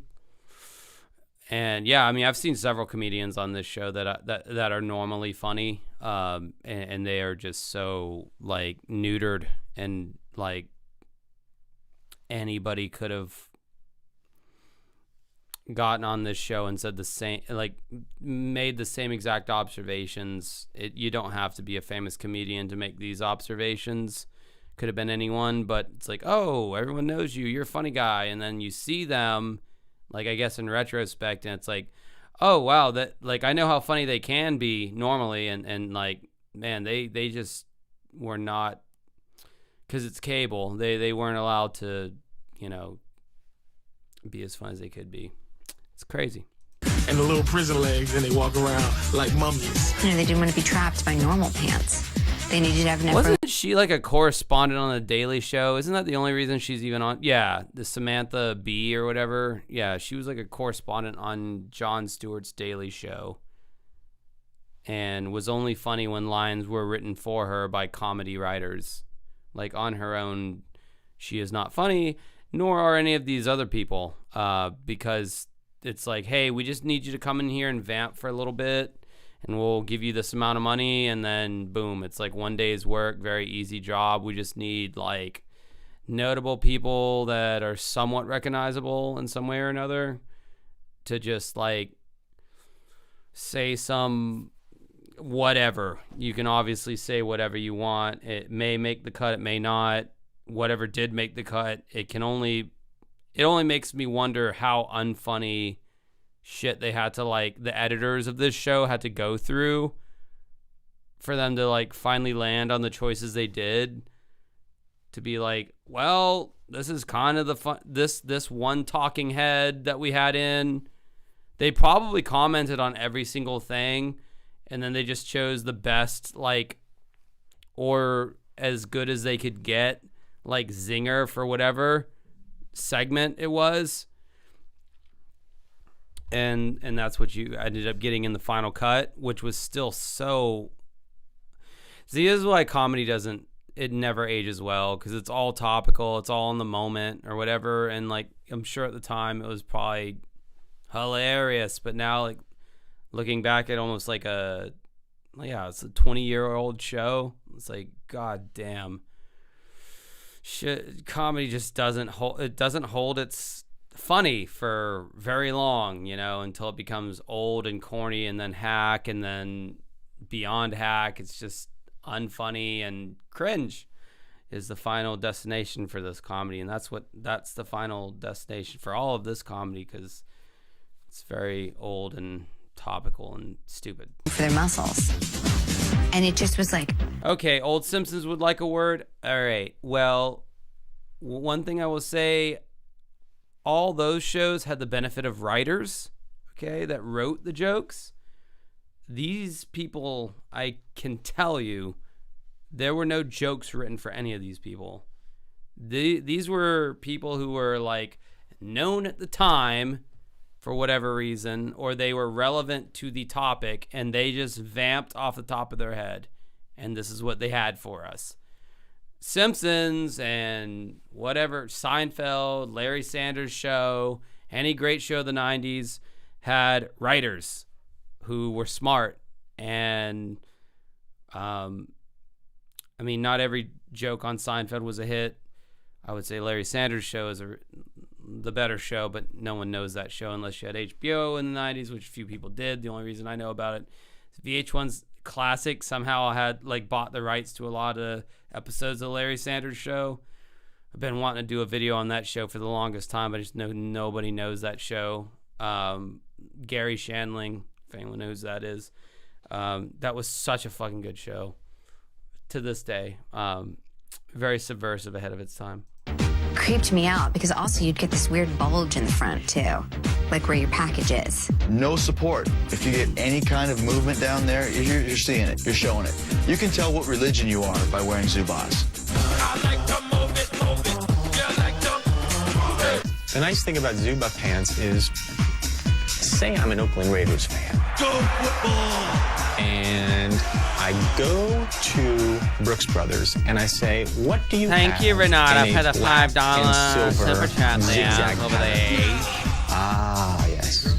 A man of discerning taste. Let me show you to our Zuba pants section. Yeah, baby!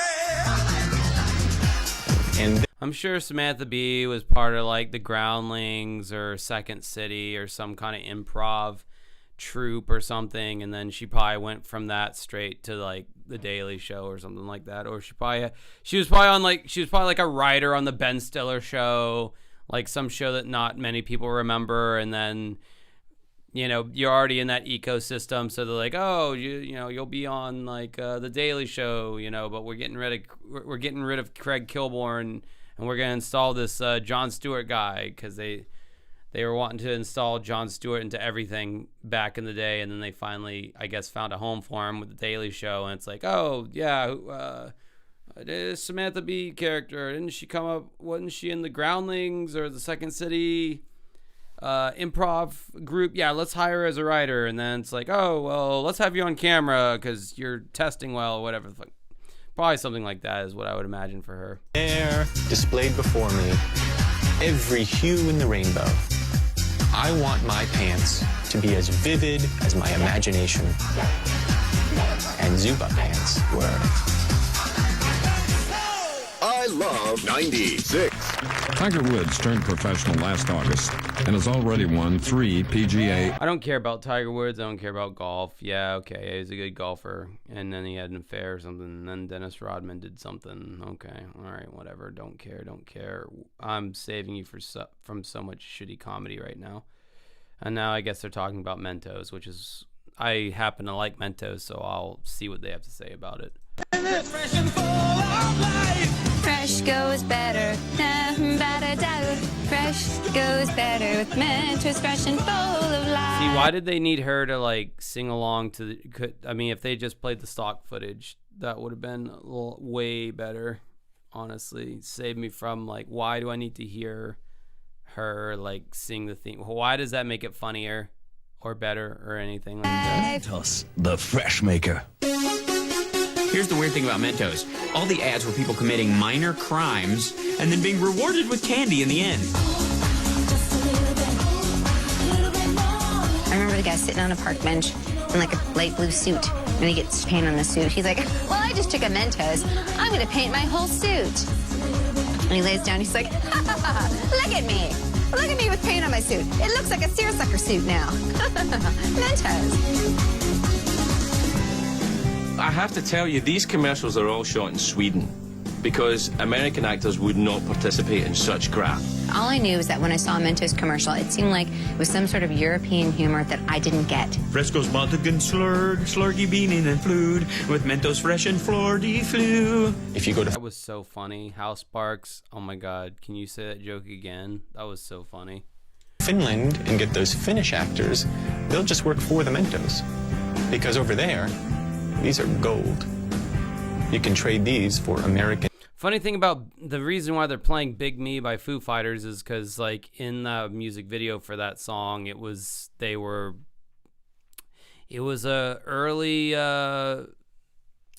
predictor of Dave Grohl's humor that he would put into all of his music videos because they were parroting Mentos commercials in that video for Big Me, which is why they're playing the song in the background right now. Denim jeans and Marlboro cigarettes.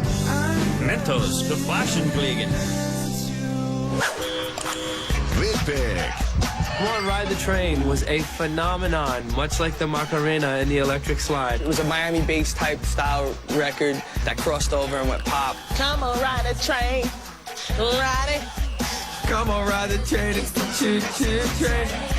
Come on, ride the train. That was an awful song, like, well, there it is. It's the same stupid song. Come on, ride the train. There it is. Come, there it is. Woo, there it is. Come on, ride the train. What train are they talking about, Rag? That's what I wanted to know. Was it riding the girl, the train? Maybe running the train on the girl? I don't know. Wow, Usher, Jesus Christ, talking about running a train on a girl? Okay. Maybe. I'll ride that train anything. I'll be the conductor of that train. Choo-choo! Choo-choo! I love 96. Coming up, the unsightly truth behind the Kathy Lee sweatshop scandal. I don't think Kathy Gifford knew anything except how to make ugly clothes. It's like rain. And irony lessons for Alanis. Yo, it rains all the time. That's not something. What's so ironic about that? You kidding me? Next on I Love the 90s, 1996. But first, Hotties of 96. Hi, I'm Michael Bolton, The Voice, bringing you the hotties of 1996. Brooke Shields, suddenly hottie? I don't think so. Always hottie. Gwyneth Paltrow. Are you sure she's not British? Hottie? And Gwen Stefani. Not just a girl, a hottie.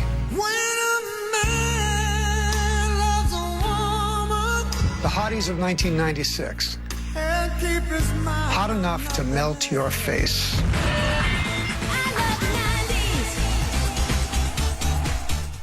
Jay and Silent Bob rename your favorite TV show. Nope, they're not going to do that because it's a horribly unfunny segment. But it wasn't just Alanis working it out. We all worked it out with her and through her music.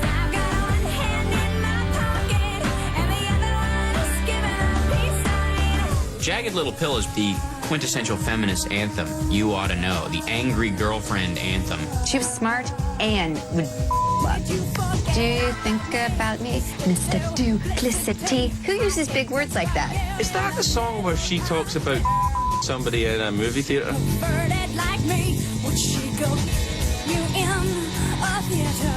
I like that. I endorse that.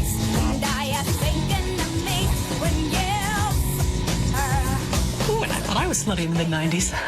You Ought to Know was written about Dave Coulier, who played Uncle Joey on Full House. Wow, Alanis. That guy? Come on. Wow. Somebody needs some meds. It's over, you stalker. Let it go. You're being maladaptive. See a therapist.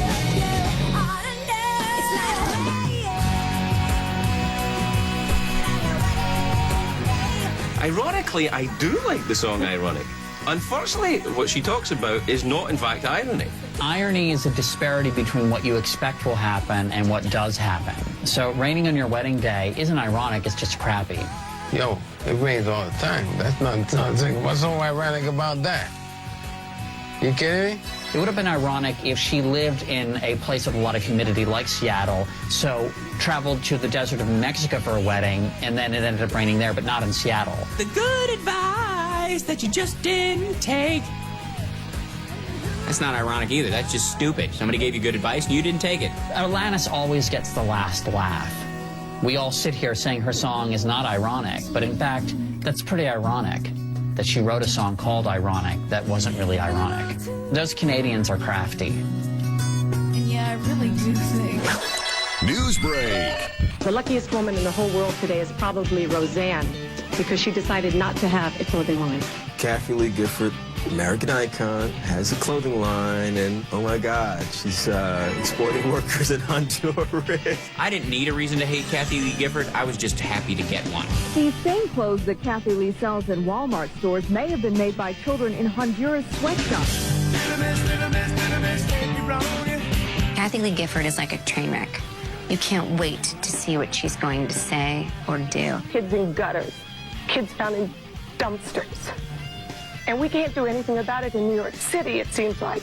But I'm supposed to be personally responsible for everything that happens around the world. She never stopped apologizing for that. Boy, she could just blah, blah, blah, blah. I think she should have considered therapy.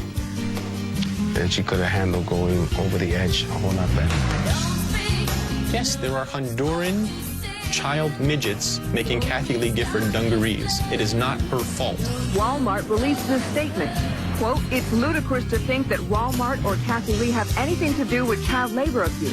Well, you knew. You knew. These kids were working from 8 o'clock in the morning to 9 o'clock at night. Sometimes they told us we worked all night to 5 o'clock in the morning on the Kathy Lee pants. I don't think Kathy Gifford knew anything except how to make ugly clothes. Anyone who would buy Kathy Lee Gifford's clothes in the first place should be forced to go work in a Honduran sweatshop. It's a perfect defense if your clothes are made in a sweatshop, though. You know, if somebody says, this fits weird. I can't take it. What do you want? They're of 8. They're 8 years old. You want it to fit? Viva la sweatshops.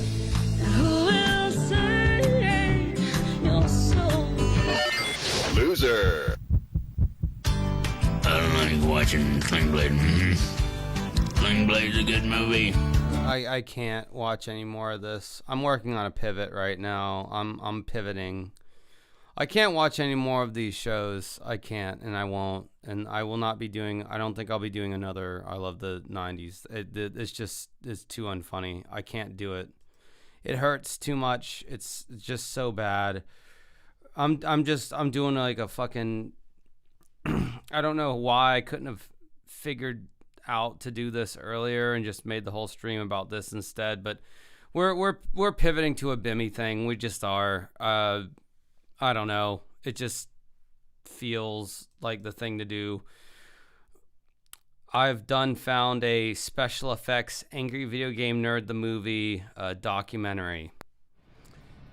I don't know if my stream will get shut down for this. I just couldn't watch any more of that. It was so fucking unfunny and bad. And this, I don't know. This is something I'm more familiar with. It's more in my purview. I can't anymore with that shit, man. It hurt. Oh, that was so bad. Anyway, we're gonna do this instead.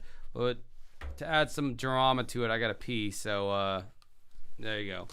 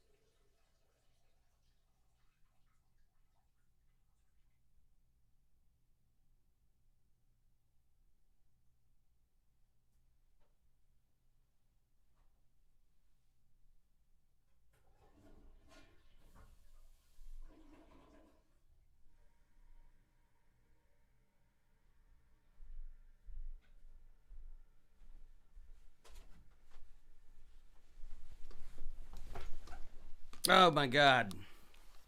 All right, anyway, I'm back.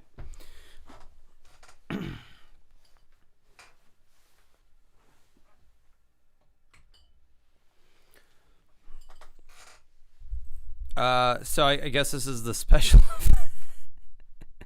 I guess this is the special effects that were I've never seen this video before. I had to get out of that nightclub, man. I had to get away from it. It was terminably unfunny. And no, I'm not taking fake pisses. I actually have a very large piss hole. I have a very large urinary tract, so it comes out. And I don't even want to try and make jokes at this point because like I don't want to be associated with like all the horrible jokes I just saw. Oh, $50 Canadian from Cerebral P. Fucking VH1. Long live Josh. Thank you, man. I appreciate it. And I've saved you from any more of that horribleness. So we're just gonna see whatever the fuck this is, I guess. With the AVGN movie, we wanted the special effects to be as practical as possible because most movies today use... Oh, okay, this is a whole ass documentary, isn't it? All computer-generated effects, and we think the effects are much more exciting when they're done in front of the camera. I think it's always great to have something there for your actors to interact with directly. They take up the same space as your actors. They fall in the same light and shadow and everything else, and I think that many times they're a lot more believable. Digital effects have their place, but the movie industry overuses them, and I'm numb to all that. I think that animatronics and makeup and creature suits was a progression that kept getting better as time went on, but it was phased out prematurely. I think just because a new technology comes along, that doesn't mean to just phase out the old technology altogether. Even if the effects don't look that convincing, I think that adds to the charm. When the audiences can tell how the effect was done, that invites them into the filmmaking process. For the AVGN movie, we met a talented effects team composed of Josh Russell, his wife Sierra, Frank Balzer, and David Woodruff. My dad is Tom Woodruff Jr. of Amalgamated Dynamics, and he's been doing it for years, starting back around Monster Squad, I think was the Gill Man, through to the Pumpkinhead, and onto the Alien Creature, the Alien Warrior, and the Alien films. And Well, we had an alien for these guys. The alien we needed was a reinterpretation of the alien in the E.T. game.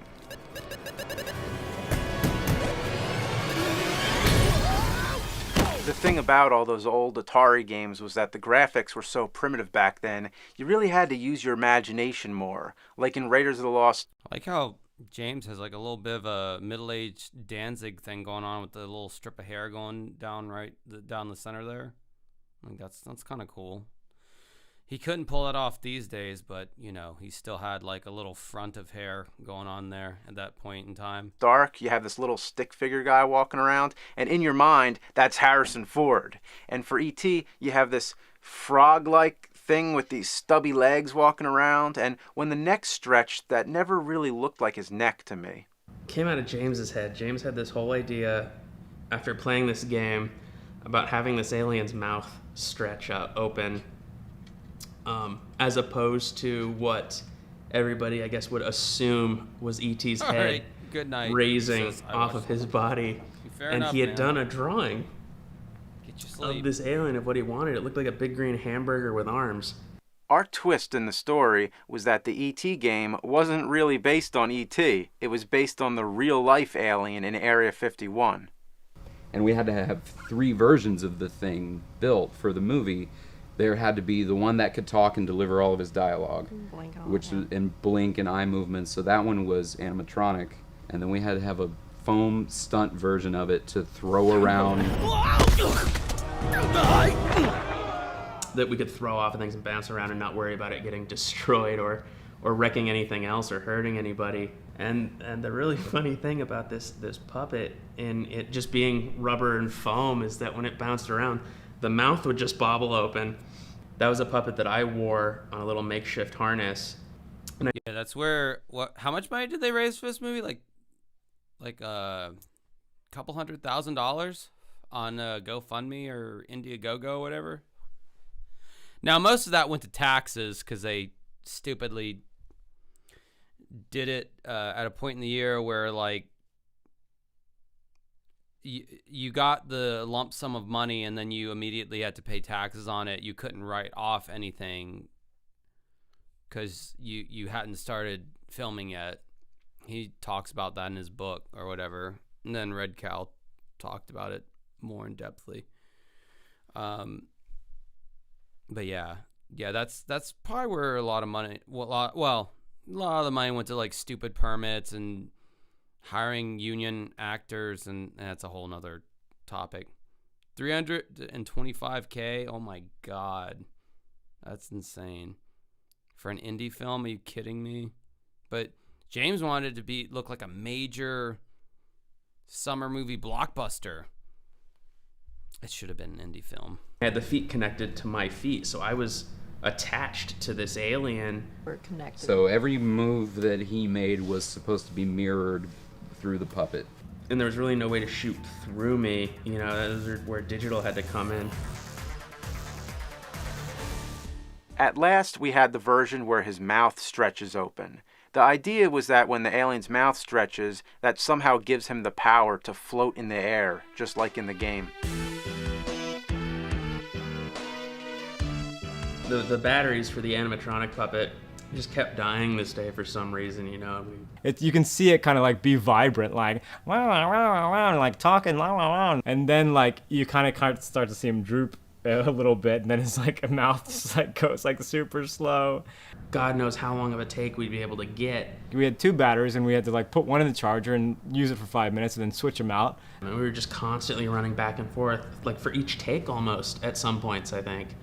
And then I had a little radio control operating the mouth function and the eyes moving and blinking. I was syncing up the mouth movements to the way that I was delivering it, which meant that the voiceover artist was going to be stuck with that time frame. I was worried that when it came time to record the alien's final voice, it would be a nightmare, but we got a seasoned veteran at voicing animatronics, and that was Robbie Rist, known for the voice of Michelangelo in the live-action Ninja Turtle movies. Far out, unimaginable, fucked up enigma of nature, way, way, way outside the boundaries of existence. My earliest inspiration for getting into practical effects was the original Ninja Turtles movie. But hearing when we started the Nerd movie that Robbie Rist was going to voice the puppet that we were making was almost like mission accomplished, man. Like, The team also handled Death Vh1's, a character that Mike Matei and I came up with in college. That's so hilarious because it's got a weird name that can't quite be said or spelled out. It's just two people with autism hanging out and being like, wouldn't this be funny? And it wasn't. Ha! Death Vh1. See, nerd, I told you. You remember in the Super Mario Bros. 3 episode, if you had, any of the fans ever saw that, how just Super Mecha Death Christ came out of nowhere? All those characters came from The Wizard of Oz 3, Dorothy Goes to Hell. Our whole conversation was always, if we ever did Wizard of Oz 4, who would be the villain? And I said, who would be worse than Satan, James? And James would say, I don't know, Death Vh1's. And I'm like, what? Death what? And he says, Death Vh1's. And I'm like, Death what? God, I still Stop saying the name. Just stop saying it. It's not funny. don't know how to pronounce this name. Death. Say it. Moth sticks? Moths. Death Mothra? No. More 6. So it's more and then a Death Mothith. Vh1, you gotta get the more. So fucking fun. Oh my god, this is just as bad as the thing we were just watching. What the fuck? I thought Bimmy always won on my live streams, but this is failing. This is failing miserably. I feel like I'm fucking going down in a fucking ball of flames right now. More 6. If you say it correctly, lightning will strike. I don't think we even really knew what we were building as far as that character was concerned. He was such a confusing character. We had a whole mythology of the character, how he's the creator of all life in the universe, and just happens to be a total goofball. I don't know. It was. Bro, I'd rather watch any episode of the golden age of The Simpsons right now, but obviously that can't happen. But I wish, because that would be way, way better than any of this shit. It's almost like we were trying to create like a new religion or like something. Not really. It was a big joke. So I did this drawing of a moth-looking character, like a robotic moth, and I put Dr. Octopus tentacles all over it. Then from there, we just kind of went to hardware stores and grabbed stuff that looked cool. And basically build the thing out of found parts. Dryer ducting and car floor mats and sports padding and little random LED lights. It was just extraordinary. I mean, really all you need to see, to know what the effect that Death Vh1's had was to sit in an audience full of the fans. When that missile flew into Mount Fuji and exploded and Death Vh1's comes out, the audience roared with delight.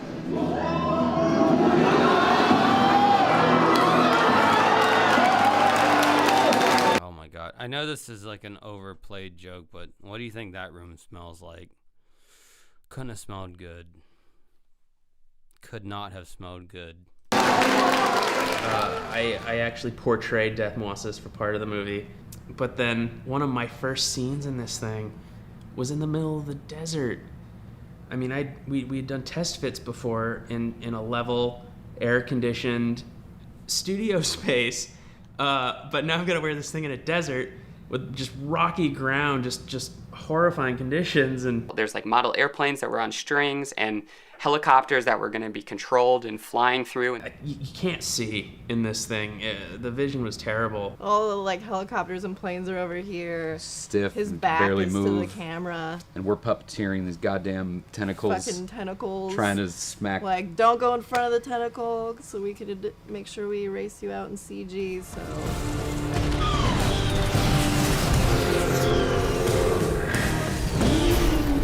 Then a totally different thing, while we're on the topic of special effects, was the scene when the nerd pukes on Mandy. So what do you think about that, nerd? Oh, let me guess. You had like a pipe in your sleeve, and you did this with your hand, and somebody was pumping it with the left hand there. that could be clipped. Pumping it. I'm pumping it right now. Pumping the fake throw up on Mandy for some reason. I think James was mad. James was freaking out because a black guy fucked a white chick in front of him. And that's how racist James is. He had to put that into the script. That's why he threw up on Mandy. Because Cooper had already laid that big black pipe. And James was aggrieved by that. He didn't like that at all. That's my narrative. Of course, they wanted this giant scene with this vomit coming out for, long takes. Obviously, that was done with sort of a mechanical device that was sort of a hose running up through a sleeve. There's always tension on those kind of moments because when you know you've only got one or two chances to get it right, you get a little stressed out. We could do a costume change, but really the big thing was her hair. Like, drying her hair out apparently was going to take like a long time to just like wash her hair and dry it and make it back to normal. Which almost makes me wonder how this man has a wife or has had any experience with women whatsoever. Because he said it apparently takes a long time for women to dry their hair out. News to me. Did not know about that. Well, I mean, guy is holding on to what little hair he had in this behind the scenes. I don't know what this is, but yeah, that's not surprising that he wouldn't have any consideration of that. Was going to be a stop down that we just really didn't have time for. I felt bad about puking. God, no time even for the movie? Damn. Poor James, man. He's got the time disease. Just corrosive time, just always melting away at faster rates than normal human beings to where he just never has the time for anything. On Sarah, especially because I'm the one who controlled the aim of the hose. So the idea was to go across the laptop and then onto her face. I don't know, I was excited about doing that. I mean, everybody was like, oh, you're such a good sport, and I was like, I think this is fun. That looks like Brad Jones's wife. Is that Brad Jones's wife? I'm not sure. So, yeah, I mean, how many times do you get puked on by like a giant bucket full of green slime? Like, not often. It was like a soy milk based vomit that they did. So I know we didn't have a shower on set, so she drove home with that. I can't imagine what that smelled like. He's like, whoa! And he's like puking, and it was Puke Town, USA. Probably smelled like the theater that all of his diehard fans saw the movie in. Probably smelled much like that. And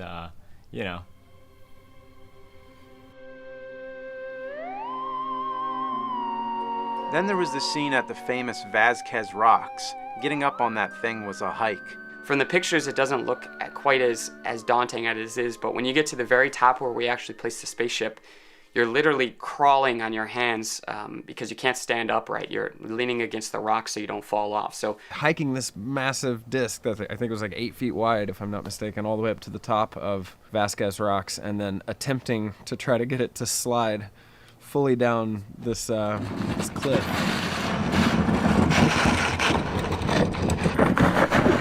It's almost like they didn't plan any of this shit out, and they just like they waited till they got to the location to actually like plan it out, which is the dumbest thing I could ever imagine you doing if you are on a limited budget and limited time, and you're just waiting till you get to the outskirts of Los Angeles to, well, we'll figure that out when we get there kind of deal. It seems like that's what they did, and it's like I would have wanted to have done a dry run of that before I like went there, but obviously James didn't have that option.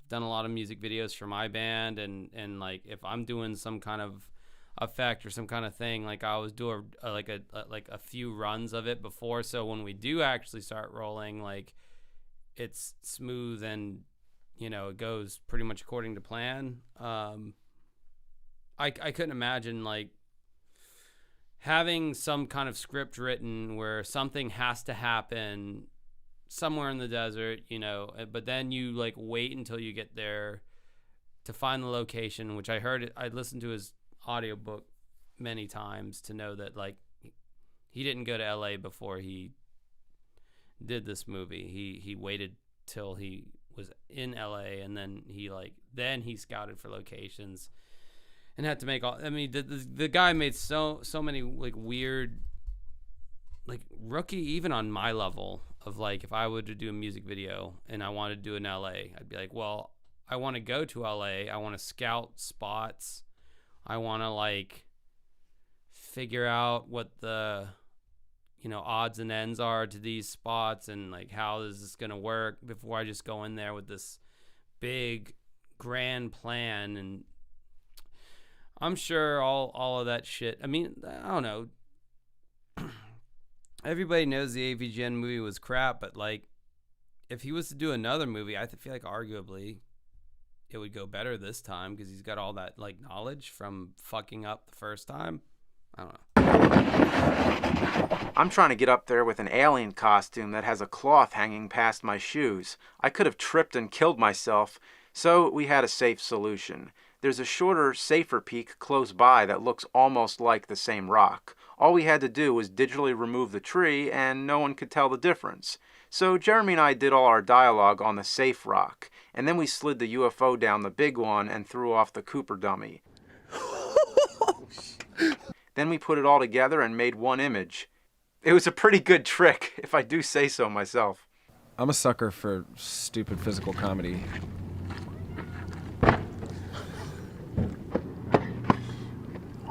You see the dummy fall down, and then he just kind of walks out and dusts off his shoulders, and he's good to go.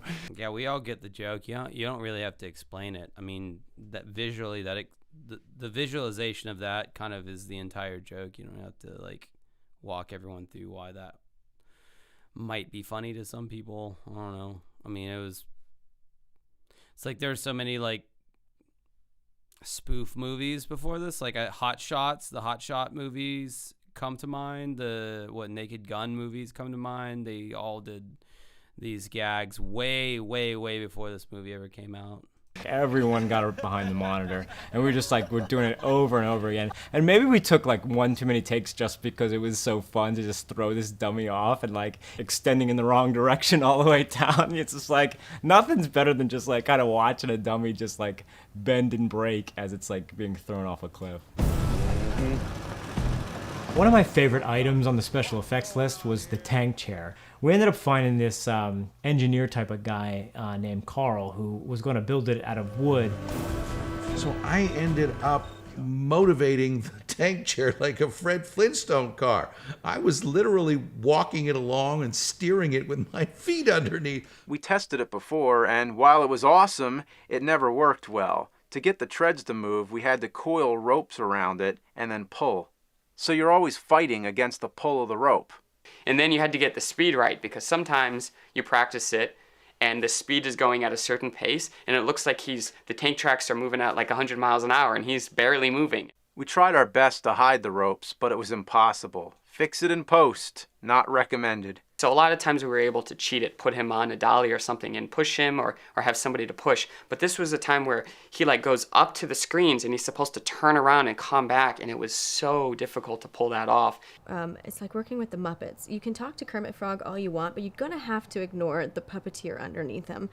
And for me, I could work with Steven a lot, and as much as he could deliver a line seriously, and McButter should be very stern, when he turns his little joystick and his chair moved off to the side and he just whipped away, there were moments where I was definitely having to really, I think I lost it. I think there was a couple of times where the chair outstaged everybody and I was done for.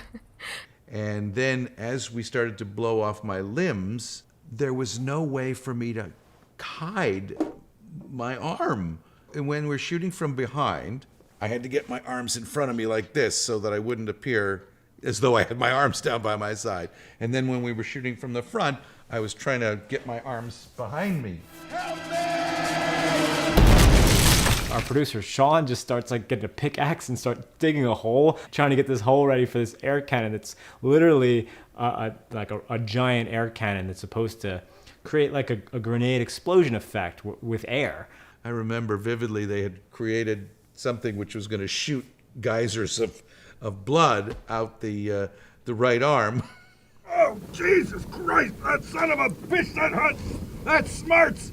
Oh my God, where's my fucking arm? That's the arm is lying somewhere in pieces and blood is spurting out. Not without me, you ass dick weed! But I also had a lot of fun in the green screen stage because we had sort of 3 sets going at the same time. We had 3 days to complete 3 sets, build them on a stage that we were currently shooting, and build them during shoot days. There were times when the crew had to split up into 2 units, so Kevin would be directing on one side of the warehouse and I'd be directing on the other. But I was also acting, so sometimes I'd have to run back and forth between the 2 sets. And as stressful as that was, and as scared as I was, because there's a camera rolling over here and there's another camera over here and I'm on this camera, I was a little stressed about that. Man, that sucks. They put like so much effort into this shit and like nobody liked it. Like the final product, everybody just universally just does. I have not met a single person who's like, actually, it was a good movie. I defend it. I think it was really good. Like, dude, they like literally like had everything set up like it was like a legit Hollywood movie, and then at the end of the day, people just, cause like the fucking story was stupid and the script was bad. I mean, like.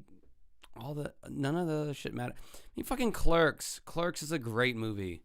Like, I can go back and watch Clerks. It took place in a goddamn convenience store that just already existed. Like, it was shot in grainy black and white. Like, that's still to this day a great movie. Clerks 2 sucks ass and all the other Clerks sucked, but the first one was like great because the script was fucking solid. The dialogue was relatable and funny. I don't know. I think he was a little too ambitious on this one. But there was something exciting about it.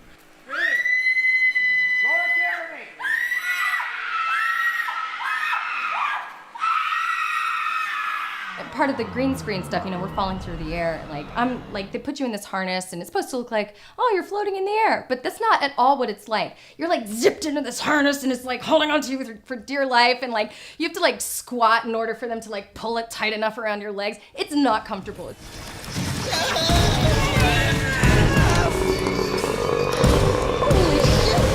When I'm hanging outside of the van on the door, I remember that specifically because I was actually harnessed connected directly to the van, but for the scene I had to like hold myself up, to give it the effect that I'm actually like trying to hold on to the van. I have no idea even what the scene's gonna look like or how it's gonna work, but it's a really good challenge, and I think it makes you a better actor. Then we needed a large magnet for Death Watsis' arm. Kneeling on the dolly, and like they're like, okay, I think what we're gonna do is like the magnet's gonna come this way, and then someone's gonna push the magnet, and then someone's gonna push you on this dolly, and then you just act like it's coming, like you're being drawn to it. So I'm like explaining all this to Sarah, and she's like, I think this is gonna look stupid. And I'm like, it is gonna look stupid, but in the best possible way. I'm like kind of looking at Kevin, and he's like, yeah, just trust me. And I'm like, okay. So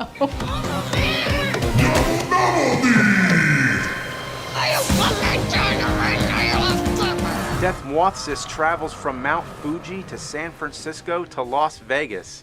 I always wanted to see a movie with a monster destroying Las Vegas, because Las Vegas... Wait, did they ever explain how like a magnet like attracts like an organic being that like inherently has no like metal in them? No, I don't think they ever. Now that I'm thinking about it, I don't think they ever explained that. Yeah, magnets don't really work if you don't have any metal in you of any significance. I mean, if you have like a hip replacement or some kind of metallic back thing, if you have like scoliosis of your spinal cord or something, maybe then. But yeah, if you're just like a organic being, a magnet's not really gonna do anything with you or for you, or unless you're like Magneto in that X-Men movie where he like took all the iron out of the dude, like he like drew it out of his body, out of his blood, the iron, and he made these like little metallic balls that became like bullets. That was a pretty badass scene, by the way. Those first few X-Men movies are underrated in my opinion. I would rather be watching that, but I can't because we would get shut down immediately. So you get this. Is like all the famous landmarks combined into one. All the major buildings were made by a team of Robin Brockway, Scotty Schieffer, and Chris Hillman. These scenes were filmed in the Philadelphia area almost a year after the main shooting began. Originally, all the buildings are going to get made out in California. All right. I see like the people are dropping out. It's getting late. I don't particularly want to watch this. The other choices I made were kind of bad tonight, not going to lie. I think I'd just be better off like shutting the stream down and getting back to like editing some Patreon shit. So I think that's what I'm going to do. This is my slight little bit of aftercare here. The 50 of yous are going to have to find something else to watch, but I appreciate everybody watching. Sorry I picked such an unfunny thing. The I Love the 90s really crapped out there during the mid. I mean, it wasn't that great from the beginning. I don't know. I'm going to have to retool. We'll see what happens. But yeah, I think I'm going to stop because I don't particularly want to watch I mean, the movie was bad. I don't really need to see how they did the effects for a movie that I already don't like. Seems like a waste of my time. Time could be used better for you guys too, honestly. You could do anything else and that would probably be a better use of your time than watching this. So anyway, thanks for watching. I don't know, we'll try to do better next time. Have a good rest of your night.